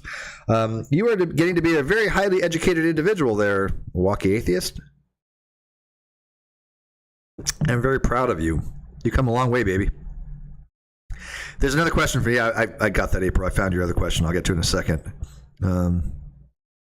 It's okay. I'll live. I'll just take a few years of therapy. You might need that. Taco equals my chihuahua. Yeah. Actually, I know that. Her chihuahua's name is actually Taco. Yeah, it's Jim Jules named her chihuahua Taco. I'm not making this up, guys. I'm really not. That's the God honest truth. She named her chihuahua Taco. Oh my God, Taco. Rotfi says, I save commute money using my unicycle to get work. Do you really do a unicycle? Like, that's cool. I was going to get a bicycle. I actually had called a guy that had advertised a bicycle on eBay for a really, really cheap price. That's all I really need. Again, I'm frugal. But I asked him, what's the condition? He's like, yeah, good condition. Okay, well, good condition is not that great, to be honest with you. Good condition, when you're talking about, good, fair, excellent, pristine or whatever. Good is, it works. Good is basically it works. You're not getting any frills with it, but it's not going to kill you. But I was like, okay, but how's the brakes? That's a very important thing for a bike. Brakes. I have to have brakes. I didn't get a response from him after that. I didn't buy the bike. I didn't buy the bike. I'm sorry, but if you're going to advertise a bike and somebody asks you a question about the brakes and you don't respond to them, you probably shouldn't buy the bike, right? So, Bad Wolf says order a hot dog at a taco joint. Okay, I will hold you to that. Again, no promises, Bad Wolf. No promises. But you want to do a $50 PayPal when I do it, or if I do it, I'll consider it. Yeah, but we'll see. We'll see. Again, I would have to have somebody kind of film it. I don't want to film myself. I do know some people around here that might, though. There's actually a friend of mine who works at one of the bars I go to. She does cinematography stuff. She might be interested. I might do a collab with her. We'll see. Jim says he's on my IG story today. He was pissed at me for not being home all day. Oh, I'm so sorry to hear that. Yeah, dogs hate that stuff. They really do. All right, so let me answer April Van Rin's. I hope I pronounced that correctly, Rin. But Rin had asked me on the video, 3M Philosophy, Belief, and Knowledge. She says, I definitely learned something. Yes. But you guys, nobody else did? Come on, really? But anyways, I'm not sure what happens when P equals not P, or what makes P true can be varied based on observation, e.g., i.e., or in other words, it is. If she went to Walmart, P, she is at Walmart, she's going to the store, at the store, or coming from the store. Only an observation would determine if P is actually true. Am I way off in base in thinking this? The way I'm looking at this is quantum mechanically. The answer is probably a probability wave, which P could exist, and the likelihood of being in any particular place charges the observation as in the double slit experiment. Only the observation can make something true or false. Please call me an idiot if I'm looking at this the wrong way. No, you're not an idiot at all. That's not the way to look at it, though. That's not quantum mechanical. That's nothing about this is a quantum mechanical situation. The way to look at it is these are called future contingencies and or what's called dispensational events. When we look at something as far as a proposition being true, they could be on current or they could be dispensational situations. For example, if I say April is a fast runner, is a proposition that's stating something that is true or false. Either it is the case that April's a fast runner, or it is not the case. And we can all agree that fast is subjective, obviously, right? That's why you have other forms of logic of what's constitutive of fast. I mean, that's why you have fuzzy logic. But in classical logic, it is either the case that April runs fast or she doesn't. But there's something that could be changed by saying April, is running fast, because that's only true when she's running, right? The proposition April is running fast is only a true proposition when she's running. Right? And so there's a dispensational factor to be had when a proposition is true or not. And a propositional value can be changed depending on the state of affairs, whether it's happening at the time or not. And so these are, again, dispensational situations. But there's also called future contingencies, where you would say April will run fast. right? If I say April will, see, I have a hard time with W's as well. Yeah, see, I rabbit. I do it. Now you got me all paranoid about my speech impediment, which I shouldn't be because nobody should give a shit about it, but whatever.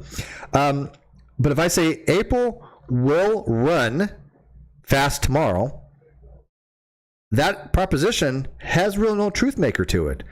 There's no truth maker ontologically speaking. In other words, some state of affairs that exists that can make that proposition true or false. Because there's no state of affairs that exists yet, because it's in the future. And this was brought up actually by Aristotle when he was talking about future contingencies, as if, like Sparta will win the war tomorrow.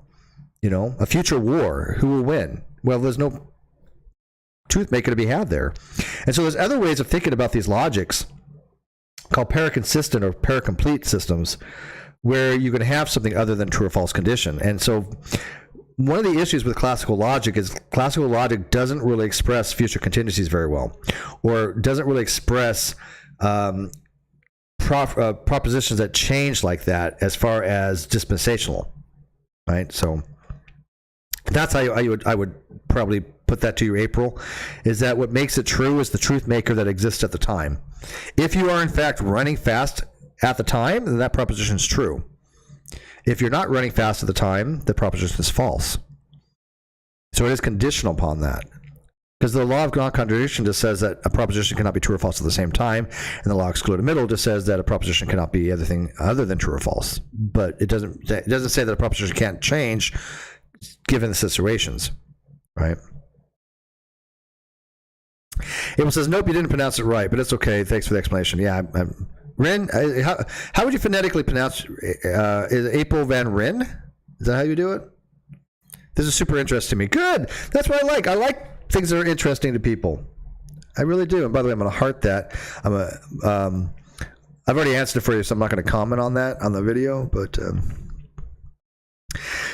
somebody actually had asked, Chloroform Logic had asked, Steve, there are three forms of knowledge in philosophy: know-how, know-of, and propositional. Sort of, yeah. I mean, know-how is tactile knowledge. Know-of is informational knowledge or explicit knowledge, and propositional. So yeah, that's true. All beliefs are a subset of know-of knowledge, and propositional knowledge is a subset of beliefs. I think that's equivocation a little bit. Honestly, though, subset is really the wrong term. Oh, hey, okay. He pointed that out, so I didn't read that. Necessary condition is even more correct because beliefs and all kinds of knowledge are not the same thing. At Professor Watkin. Okay. He seems to be a professor on this topic, and I take him at his word, and yeah, I don't disagree with what he said anyways. Necessary condition is more correct.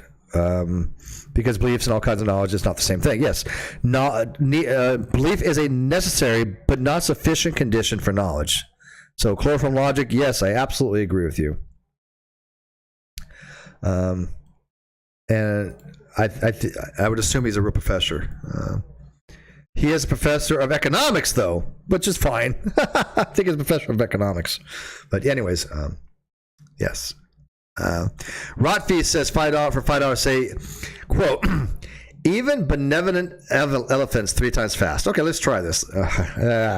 Rubber baby buggy bumpers. Okay, ready? Even benevolent elephants. Even benevolent elephants. Even benevolent elephants. Is that close? Did I get it somewhat? Or should I try it again? Even benevolent elephants. Even benevolent elephants. Even benevolent elephants. God damn it. I think it was close, though. Kimamaki says, bye-bye principle of explosion. Yeah, well, in paraconsistent logic, you can have what's called dialtheism, which is the ability to have true propositions without principle of explosion, right? So, and there's reasons to have diatheistic logics. I do think that classical logic isn't really applicable in certain types of areas of discourse, or shouldn't be. I think there's other areas of other forms of logic that are much more nuanced. Yeah. All right. So where are we at in all this, guys? So could somebody find out what time Del Taco closes? 'Cause I am really hungry. I don't know what time they close inside. Because they just say, 24 hours a day. Well, yeah, that's for the drive-through. I would think they stay open at least 9, though, wouldn't you? Does anybody know? Benevolent. Yes. Even benevolent elephants. Even benevolent elephants. Even benevolent elephants. There you go. 3 times. Yay! Yay, Steve. Go for me.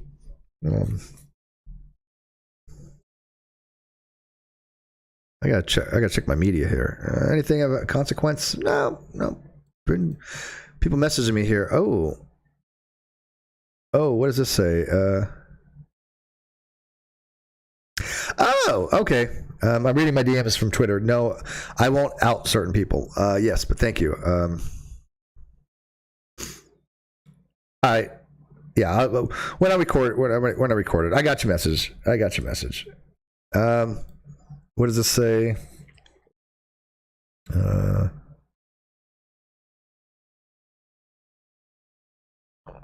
Okay, I'm just checking my message. Sorry, guys. This person says on Twitter, Steve, I miss your brilliant takedowns of Christian arguments. Hopefully you can get an apologist on soon. Well, I thank you. I don't really think I really have takedowns of Christian arguments. I just kind of explain them and show you the deficiencies of some Christian arguments. But I do that with any arguments. Matter of fact, somebody pointed out the other day that hey, Steve, I like the fact that you can analyze all kinds of arguments, atheist or theist. It doesn't matter. You can analyze an argument and at least give some input on it. And by the way, no way do I analyze arguments in any way, shape, or form as exceptionally well as many other people that are actually experts in these topics. But I think people like the way I do it because I am a lay person and I can explain things in a very lay kind of way. If you went to like Ben Speed Watkins, he will have a much more specific way of attacking types of arguments, and I think that he's brilliant on doing these things. But I think maybe him and I probably attack the argument the same way. He'd just be a lot more expressive on it and a lot more detail. That's all. Right. Sarah says, I got my old school non-sex shirt on. Well, awesome. I still have those out there. I might get one before I delete some of them. I kind of want one. I do want an old school non-sex shirt. But I'm wearing a robe, Sarah. But yay. You got my swag on, girl. You got my swag on. Twitch says all 3 NATO said they're open 24 hours. Yeah, but that's a drive-through. The drive-thru's open. They do close the interior. But when I was in Long Beach, they stayed open. I think it was till 10 o'clock because I would get off at 9:45 and I would go down to the bus and I just barely missed the one there. So. Rot Feast for $5 says, I got another one for you. Pencil pushers putting peppers in they. Is that grammatically, syntactically correct? I got another one for you.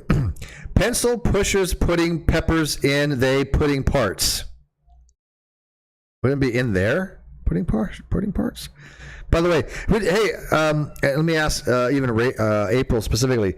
If I did something on 3M philosophy, would you be interested in the difference between syntax and semantics? Syntactical versus semantical? Would that be interesting to anybody? I find it interesting. I find that syntax and semantics are vastly, different things, but I find that both of them are required to have a well-formed formula in logic. You have to have the proper syntax to be able to understand something, but you can have something that is grammatically, syntactically correct that doesn't have any semantic content to it, which I find to be absolutely fascinating. I really do. I find that to be incredible how you can have something that is syntactically correct but convey no meaning. Would you be interested like that? In fact, a guy named Noam Chomsky had pointed that out. He had a statement that's relatively well known in philosophical circles called colorless green ideas sleep furiously. And the reason why he came up with that is to show that you can have a syntactic structure that is completely grammatically correct. The sentence, colorless green ideas sleep furiously, is grammatically correct. It is syntactically correct. but it has no semantic content. It's nonsensical. It's meaningless. So I think that's just fascinating. I really do. I don't know why, but I do. But maybe if you guys wanted a 3M philosophy, I can get into syntax versus syntax. She says, Sarah says, oh, it's underneath the robe. I'm wearing sweats and skin. Yes, skin. I have skin on. That's a whole different stream there, Sarah. She says, do you know what non-inferential knowledge is? Yes, non-inferential knowledge is knowledge derived from a non-inferential dostik conditions. For example, a priori knowledge that's non-inferentially determined. You can have a priori knowledge, and that knowledge is non-inferential. You're not inferring it from something else. Properly basic beliefs. I don't know if that'd be knowledge, but non-inferential beliefs would be properly basic, right? You're not deriving them from something else. Whether you can say that you can know a properly basic belief, I'm not convinced of that. The reason being is a properly basic belief is presuppositional. And you're assuming it's true, you're justified to believe it, and it is true, but is that justification to claim it knowledge? Could you have a properly basic belief? Can I say that I know reality is real? I don't know. I really have thought about that. About can you say a properly basic belief that you're taking as an axiomatic assumption is knowledge, right? And a lot of things that we do take like for example, I believe that induction will continue to work, but there's no way to say that's knowledge. It's impossible to claim that as knowledge, I would think, or at least I'm not gonna say it's impossible, given what we understand about philosophy when it comes to justification. Then I don't know any way to justify saying induction will work day after day after day without having a fallacy, because it's circular. Thus, Hume's problems of induction, right? Hume's problem of induction points out that it's circular to use induction to justify induction, and he's absolutely right on that. However, there have been attempts to be through pragmatic ways of looking at that to try to justify. I don't think they really fly very well, and I don't understand them very well, but I've tried reading them. But I can't in any good conscience say I know induction will work tomorrow without being circular. So which means your justification is false, which means you don't have a claim to knowledge. April says, absolutely, I think everybody needs to know about that. That'd be cool then. Okay. I know it's not correct. I practice these things for my speech impediment. See, I'm not the only one. Yes. Kimo says, I've been getting rusty in my semantic stuff. I'd relish discussion on it. Awesome. I might do one on L1 structure systems, because I've been talking to that with Dr. Pi. He has a whole series of logic on his video, which I will link later on. I mean, they're very good, and he's doing syntax and things of that nature. He hasn't started that particular part of that series yet, but yeah, I would like to be able to explain L1 structures in a way that I understand it in metalogical notation, merely to show that, look, if you know how to read these things, it demystifies it. And again, I'm doing it from a complete lay perspective. If you want to actually understand this stuff, go ask the logician, April says, Noam Chomsky, get off the gray. Yeah. Chomsky thinks Bill Clinton purposely bombed Middle Eastern medical factory. Yeah, I don't know much about that. I don't get into the politics of these people. Politics and philosophy. Oh, there's some huge discrepancy between the two sometimes, But I mean, who knows? I mean, look at Anthony Flew, man. Anthony Flew in his older years got dementia. I mean, he actually became a deist, and I don't care that somebody became a deist. I care that I think he became a deist for the wrong reasons. I think his mental faculties were going at the time, And how old is Noam Chomsky? 93 years of age. Come on,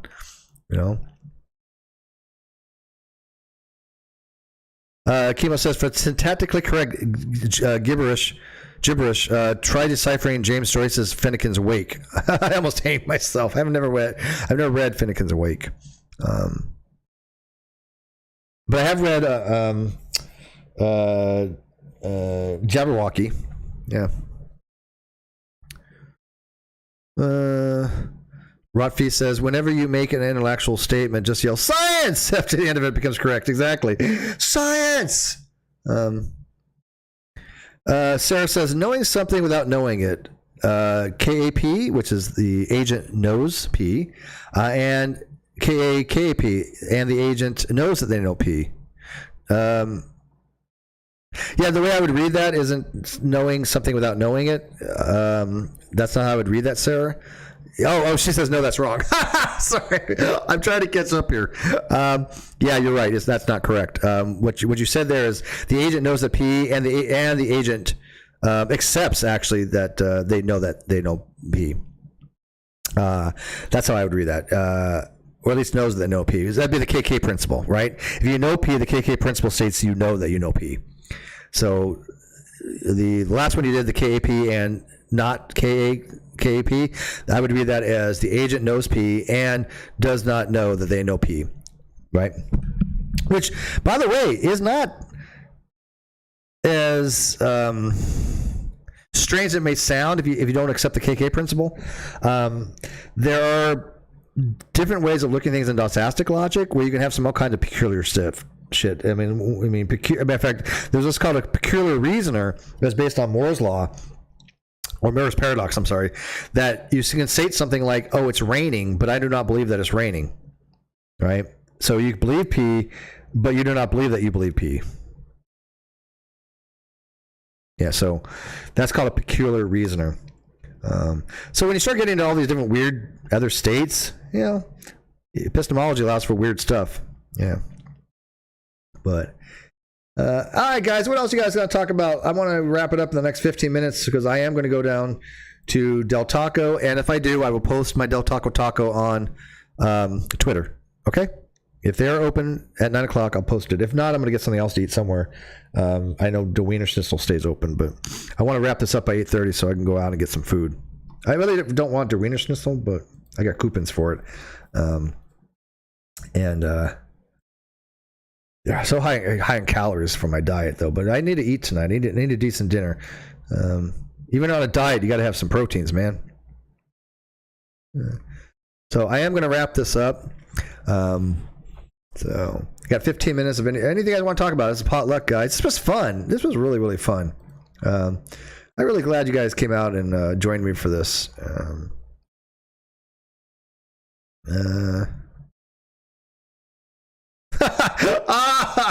That guy that I told you guys about earlier, 82 Productions, Jared, chimed in. He says to that guy, "You're a fucking idiot then. My father was a 23-year-old submariner, a nuke at that, a retired MMSC. My own recruiter, also a nuke MM, recognized the name on my paperwork when I joined."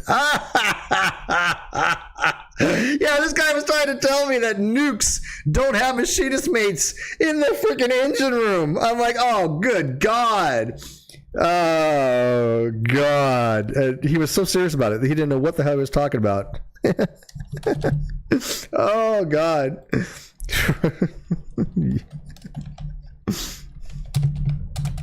Oh, that's funny. A guy that wasn't a nuke telling a nuke about nukes. And then, or even in the Navy guy. So, you know, everybody knows that Jared is a veteran. Yeah, you know, he was 82. That was his rate. But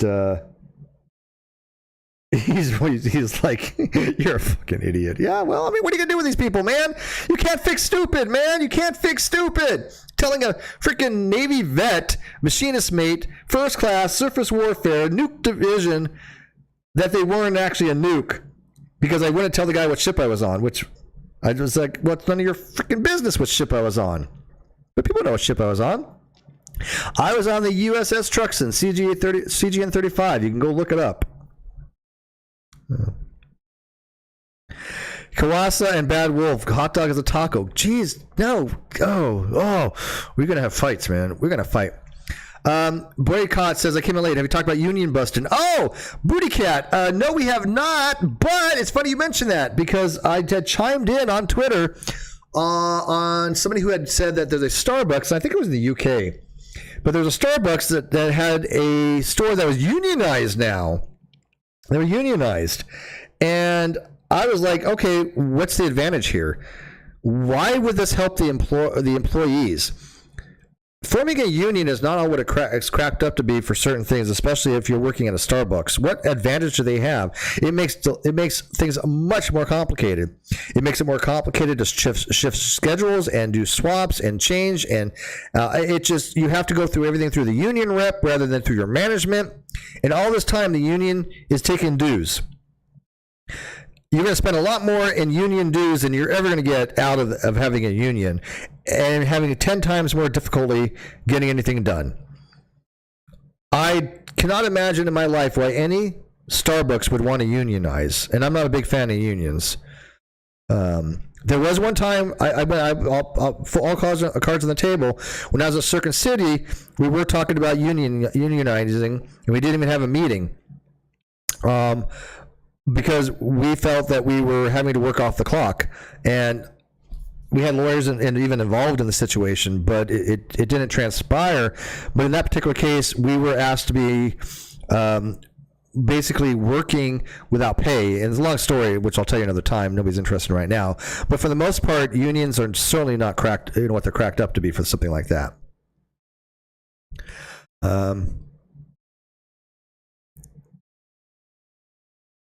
Sarah says, you should hook up with that service that lets us buy you food. I don't even know what the hell that is. I have no idea what the hell that is. I know there's DoorDash. I don't use DoorDash that often. I have used it before a few times, especially when I first moved back down here. I was kind of, just kind of getting reacclimated, and I was like, I don't want to go out. And so I use DoorDash, but people don't have to buy me food. Although food is my favorite thing. Look, if you're going to buy me something, buy me food. I'm so non-materialistic, right? I don't need much. And I don't even need much food because I'm on my diet. But yeah, I won't stop somebody from buying me food. Nope, not going to do it. But I just want to put on a lot of calories. If somebody wants to buy me pizza, though, for a special thing, like, I love Little Caesars pizzas. Love them! They're so good. Science! But oh my God, are they high in salt? The sodium content is like 3,000 freaking milligrams. Yeah, 3 grams of sugar. Salt and sugar as well. But I think it's 3,000 milligrams, which is 3 grams of sugar, and like 3,000 calories or some shit. I think the pizza that I like is a stuffed crust pepperoni. The special one they have, whatever it's called, the extra super whatever, extravagant, well, I don't know what they'll call it, but it's like 3,500 calories, and I'll eat a whole one. I'll eat a whole pizza in one sitting.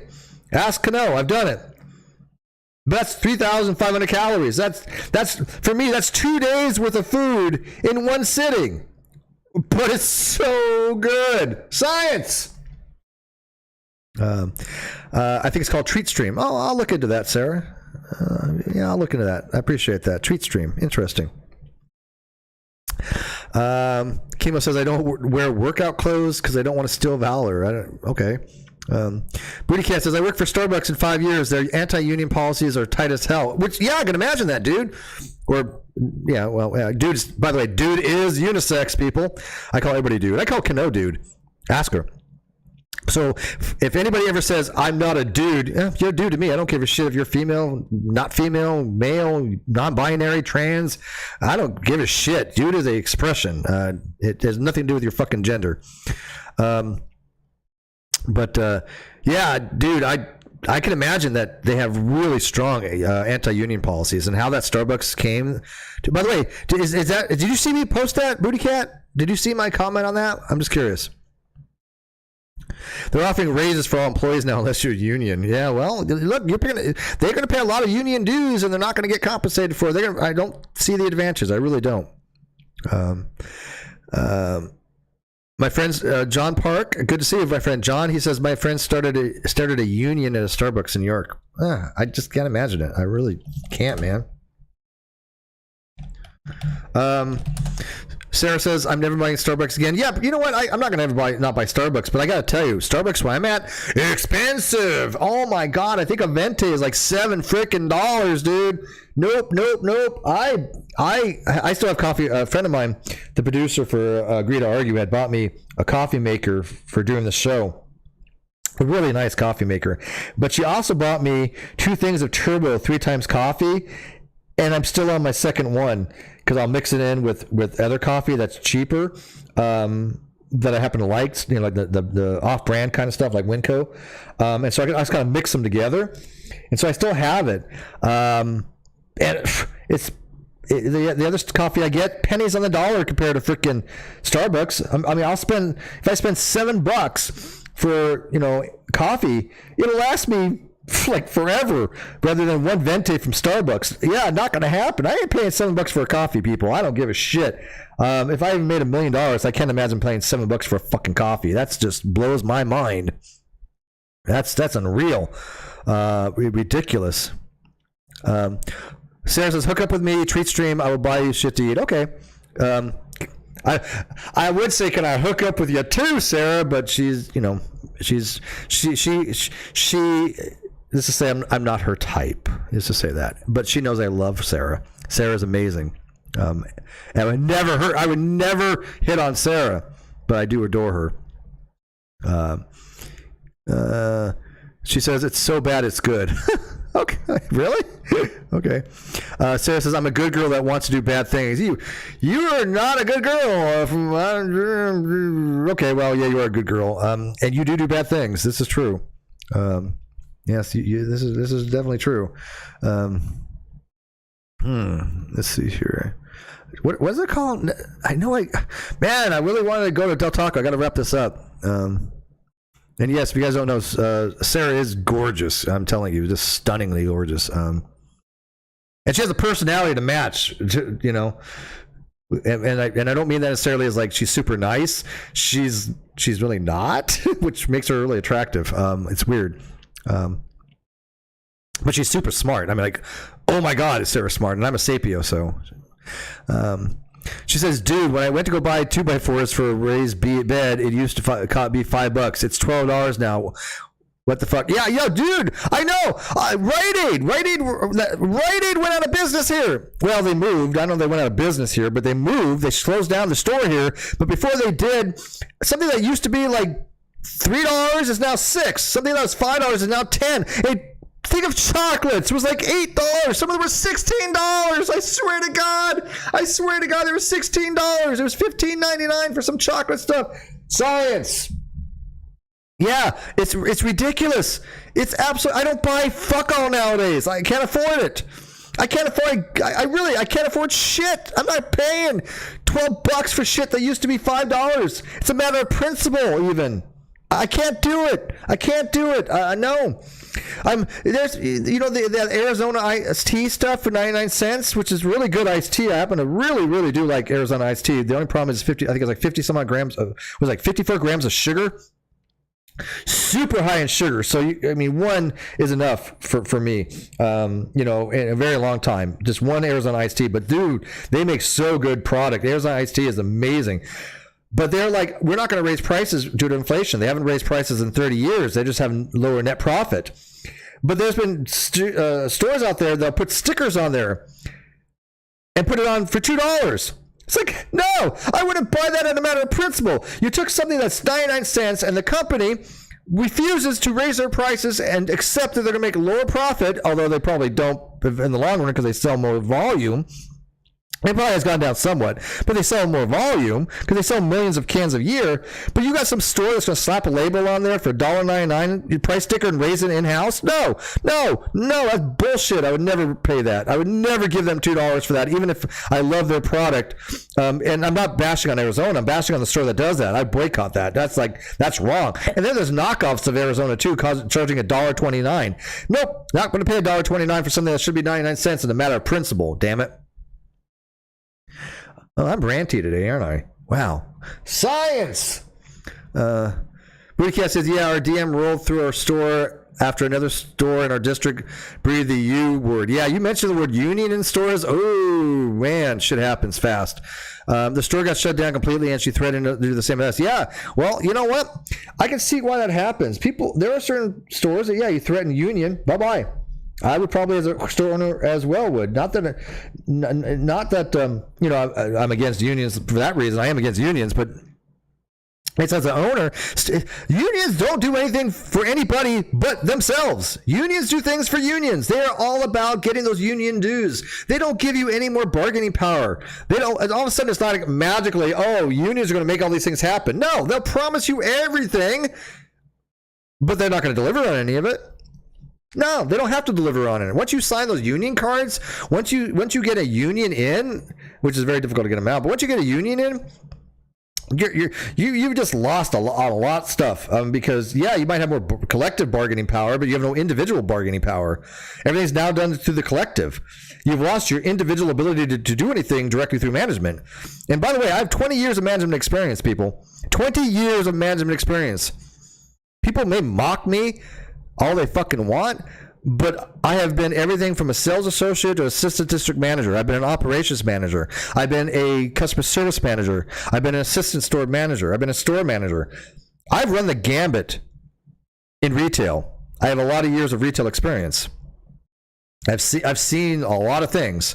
I've been in stores that, the horror stories. I mean, if you guys want to have a stream like this one of these nights just talking about horrors of retail, let's do it. Let's do it. I'll have a potluck, although I'll bring the dish, but you bring the stories on retail horror stories. Let's do it. Let's absolutely do it. Sarah says, I'm actually not a lesbian. I just said so people won't hit on me. You did marry a woman. Didn't you marry a woman? I know you had a girlfriend. So, and people hit on you anyway, Sarah. Yeah, I've known her longer than probably anybody here, except for the person who just showed up. I haven't gotten to their message yet, but I've known Sarah a very, very long time. It's just a matter of principle. Yeah, you would be so lucky for me to hit on you, Sarah. Yeah, let the trolls run with that. Look at Steve, man. Look at him, man. They'd be creeping on Sarah. They don't even know who the hell she is. I do. Sarah's amazing, but I would never hit on her. But here, Maki says, even in metro countries, they call them 2x4s. Yes. 2x4s. What did I say? 2 times 4? Yeah, 2x4s. Yeah, 2x4s. I'm sorry. Yeah, they call 2x4s here, by the way, too. But lumber, oh my God, the price of lumber is beyond my imagination. This is why the housing market has gone up so much, right? Houses are so expensive to build because 2x4s are just, I think that reached the peak of like $15, $16 or something like that. I don't remember. Anyways, look who showed up here. Joe Sonseed. Oh my God. Joe freaking Sonseed showed up in my live chat. I don't know what to make of this. I'm having flashbacks. This is the Joe Sonseed. The wonderful, the amazing, the brilliant Joe Sonseed. Okay, I'm kind of like stroking his ego there, but whatever. But Sean Sonseed says, atheists don't even need to define atheism. Agnosticism is for weenies. I can still boot you, buddy. Retail PTSD. Yes. Let's do it. Science. Retail PTSD. Oh my God, that's brilliant. Yes, I want that. Sansi said, is Sarah cute? Sarah's gorgeous. And Sarah has had very revealing things on YouTube before YouTube took them down. They stayed up a lot longer than I thought, but she violated TOS. But yeah, back in the day, she had put up some what's the word? I guess. I'm trying to think of the word. Protest. I can't think of the word. Goddamn word. Protest. She put up some protest videos, and they were very revealing. Yeah, I thought she was married. At least she said she was married. Years ago, married a woman, or at least was dating a woman. People often say they're married when they're not, but that was a long time ago. Booty Cat says, my roommate got a company, branded that, and Tumblr for the 5-year anniversary with that company. Got branded what? And Sanseed says, I'm getting back into the stuff. Are you? Are you really, Sanseed? Do you want to come on the Non Sequitur show again? Do you want to have a discussion on indeterminacy versus determinacy and free will for so far as like libertarian free will? Would you like that? You know, it's kind of funny. Sonseed had actually came on to have a discussion, and Sonseed knows what he's talking about on certain topics. Others topics maybe not so much, but whatever. But on this particular topic, he actually knew what he was talking about, and people on the live chat, and people listening in, didn't. And so they thought he was just talking shit. You know, that he thought he was like talking word salad and stuff, and they didn't understand what he was talking about. And I'm like, no, that's right. I understand it the same way. It's embarrassing. Sansi said, I debated the EPOE 2 weeks ago. The evidential problem of evil. With whom? And by the way, the evidential problem of evil, I think, is one of the best arguments for atheism out there. I had done a video on the Non Sequitur Show channel. It was short, and I need to make another one. But it was for something with reasons to believe. And I did it on divine hiddenness, basically. On, you know, they asked, you know, what do you think is the best argument for atheism? And I really had to think between divine hiddenness and the evidential problem of evil. And the only reason why I went to divine hiddenness is because it really affects me more as a non-resistant non-believer. As an agnostic, I think divine hiddenness to me is more personalized. However, the evidential problem of evil is right up there. Both of them are very, very good arguments. And, you know, it's hard just to have a theodicy just, get rid of the evidential problem of evil. I know that Plantinga tries and Swinburne tries, and I think they all fail, but whatever. But some says I need to prepare for that topic, but sure. I'm going to think about something. We'll go for something. But when I have an open mic night, I'll have you come in, Joe. Do you have a way of getting a hold of you? You're back on Twitter or something? How do I get a hold of you, Joe? Excuse me. Bootycat says he was in a union, self-branded stuff, and that was his thanks for being around 5 years commemoration hat and number tumbler. Oh, okay. You got a hat and tumbler. Okay, I got it. You got a commemorative hat. I understand now. Sanjay said, I think the view was still that I dominated the debate, though. Yeah, I think you did too, but I understood what the hell you were saying. Okay, there's a difference. And I'm still a soft compatibilist, by the way. I still reject indeterminacy. And I think you do too. I had it kept for 5 years. April says that's insulting. Well, I don't know. It could have been a really nice hat. You know, could have been a really nice hat. I got cups. I got a smug with my face on it. And I got Agree to Argue cup they made. I got some swag when I was a host on Agree to Argue. They made some swag. And the only reason that show, by the way, is canceled is because Fuzz had other things that he needed to do, and they couldn't find a scholar that had the time to do the show with me. But we still talk about the show. They sent me a really nice card, and they really enjoyed my my input on the particular show with Agree to Argue.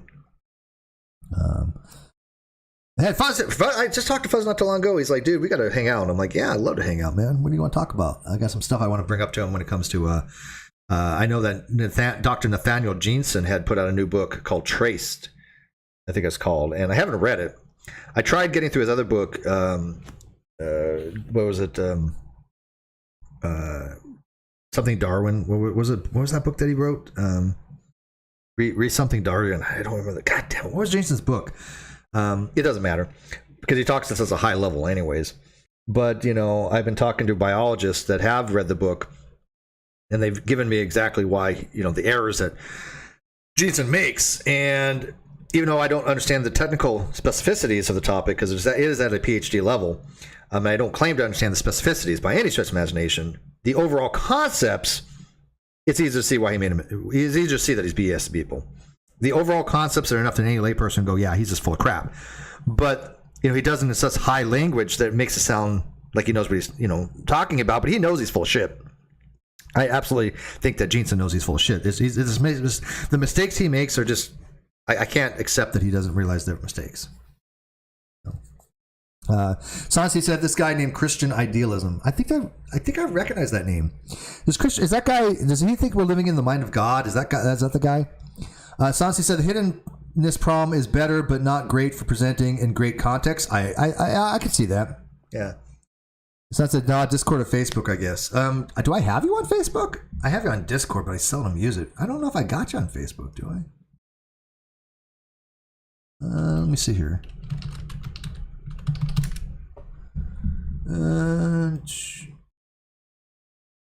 What are you under on Facebook? Shoot me a message. Nathaniel Jensen, yeah. That's not how you spell it, though.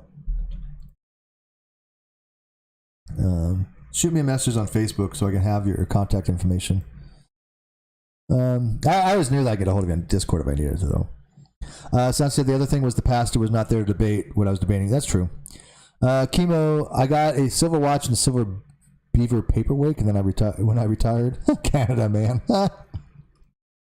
Bad Wolf Girl says, good night all, enjoy your taco, Steve. Appreciate it. I am probably going to end this soon because I think they're open till 10 actually, but I don't want to miss out because I'm hungry. But I'm enjoying this tonight with you guys so much, man. I really am. I'm really having fun tonight. Things have been going really well. Like I said, I'm happy to go back to work. It's something that I'm very comfortable doing with loss prevention. I've worked with many law enforcement agencies, and I've worked with loss prevention for a long time. But I want to try something different than just straight retail, because I've been the retail side of it for a long time, and so I decided to take a different path. And so now it's an asset protection, and I think that's gonna be cool. I think that's gonna be real cool. And I'm still doing this channel. I'm still doing the Non Sequitur show. I'm going to keep all of it up, and I'm still promoting my membership and my Patreon. If you want to become a Patreon, that's awesome. If you want to become a channel member, that's awesome, too. In fact, I'm going to put my Patreon in there if you guys want it. Even $1, $2, $1,000, whatever it is, I don't care. It all adds up, man. I appreciate it. I really do. I'm gonna pin I pin my Patreon, but yeah, I appreciate all of my patrons. I do get back to all of them when they message me. I don't post on as much as I should, and I try to push, when I do a video and put it on the Patreon so they're aware of it. But if you want to become a Patreon, 1, 2, 5, 10, whatever it is, I put out the stuff, man. I'm trying to put it out there. I really am. I'm arranging a lot of discussions. It's just hard when I don't have the schedule from 2 weeks out right now. But if you guys want to support me on YouTube, then yeah, Patreon is probably the best way to do it. So I appreciate it immensely. I really do. Let me make sure I got Sunseed's information here. Blah blah blah. Oh, there you are. And you know what's funny is I knew your last name too, by the way. Yes, thank you, sir. Did I have you on here already? Yeah. I guess we are. Yes, we already are. Dude, I got 4,700 people on Facebook. I couldn't remember if I had you on there or not. Sorry. Oh my God, what that picture of you, dude? That picture, holy crap! Actually, you know what? I like that picture. You look happy in that picture. Are you happy, Joe? Are you happy? You been happy? I'm gonna creep your timeline. It's been a while. Oh my God, your timeline's boring. Jesus, dude. Totally boring.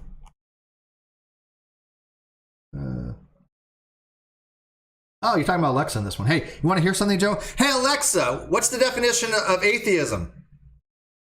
Atheism is usually defined as the doctrine or belief that there is no God. Did you hear that? Did you hear that? To give you more definition. Hey, Alexa, max volume. Alexa, what's the definition of atheism? Alexa, what is the definition of atheism? Atheism is usually defined as the doctrine or belief that there is no God. For more, ask me to give you more definitions for atheism. Yeah, whatever. Booty Cat for 5 Canadian says, buy an extra taco or beer to drink. Keep up the great work. Loves your stream with Brittany the other day. Oh, you watched that. Yeah, I loved streaming with Brittany. I cannot tell you how big of a fan I am of Brittany Simon. I don't know what the fuck she talks about most of the time. I am not even versed in any of the subject matter she talks about. But as a person, in the conversations we have, I adore her. She's one of my favorite humans. I have very few people that I put up there with my favorite humans. Anastasia, who is my producer for Agree to Argue, she's one of my favorite humans ever. Brittany Simon is one of my favorite humans ever. I don't even say that about Red's Rhetoric, who's like my best friend. I love Reds to death. I really, honest to God, love that man. If I was gay, well, he's not very attractive. But if he was attractive and I was gay, then maybe. But, I reserve certain things for, like, my favorite humans. It's just, Brittany and Anastasia, they're just such wonderful fucking people, man. Brittany's amazing.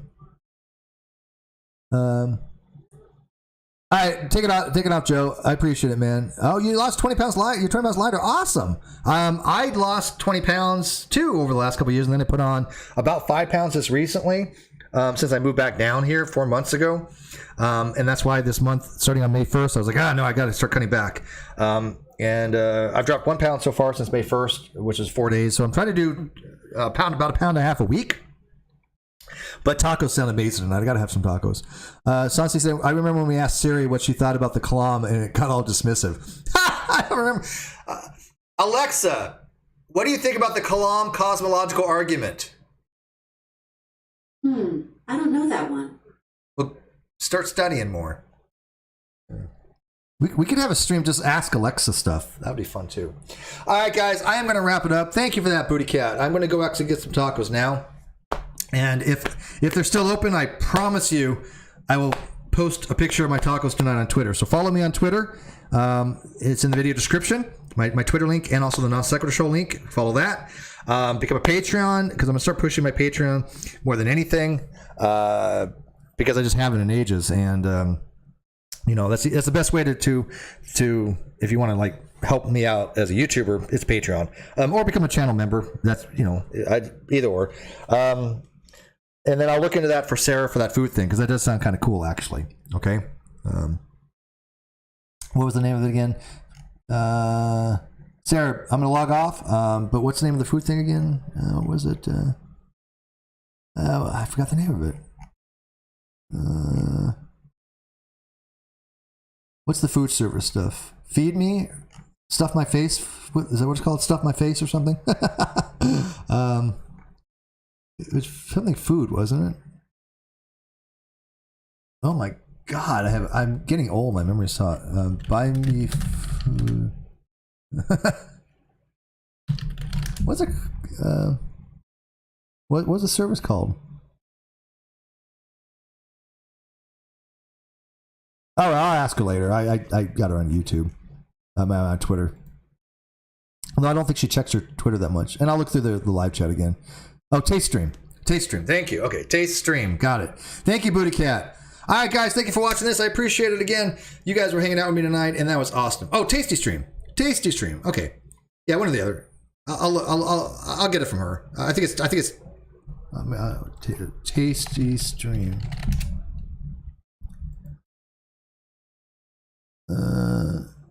No, it's not Taste Stream.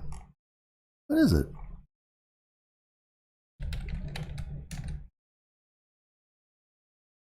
I don't know. There's Pasta by... Oh, Taste Stream. Yeah, Taste Stream. Yes, okay, it's Taste Stream. I think. There's a Taste Stream. Yeah, Taste Stream. Okay, it's Taste Stream, yeah. I will look into that. But anyways, like I said, I really do appreciate you guys hanging out with me tonight. I kind of needed it. It's kind of like a rum and coke night, but it's just me tonight. But it meant a lot to me. It really did. On the super chats, again, it really means a lot to me. I'm glad you guys liked what I do. And it doesn't matter whether 20 people watch or 2,000 people watch. It's the quality of the people watching, and you guys are the best. I do appreciate it, and I love you guys. And I'm going to go get some freaking tacos! Swords!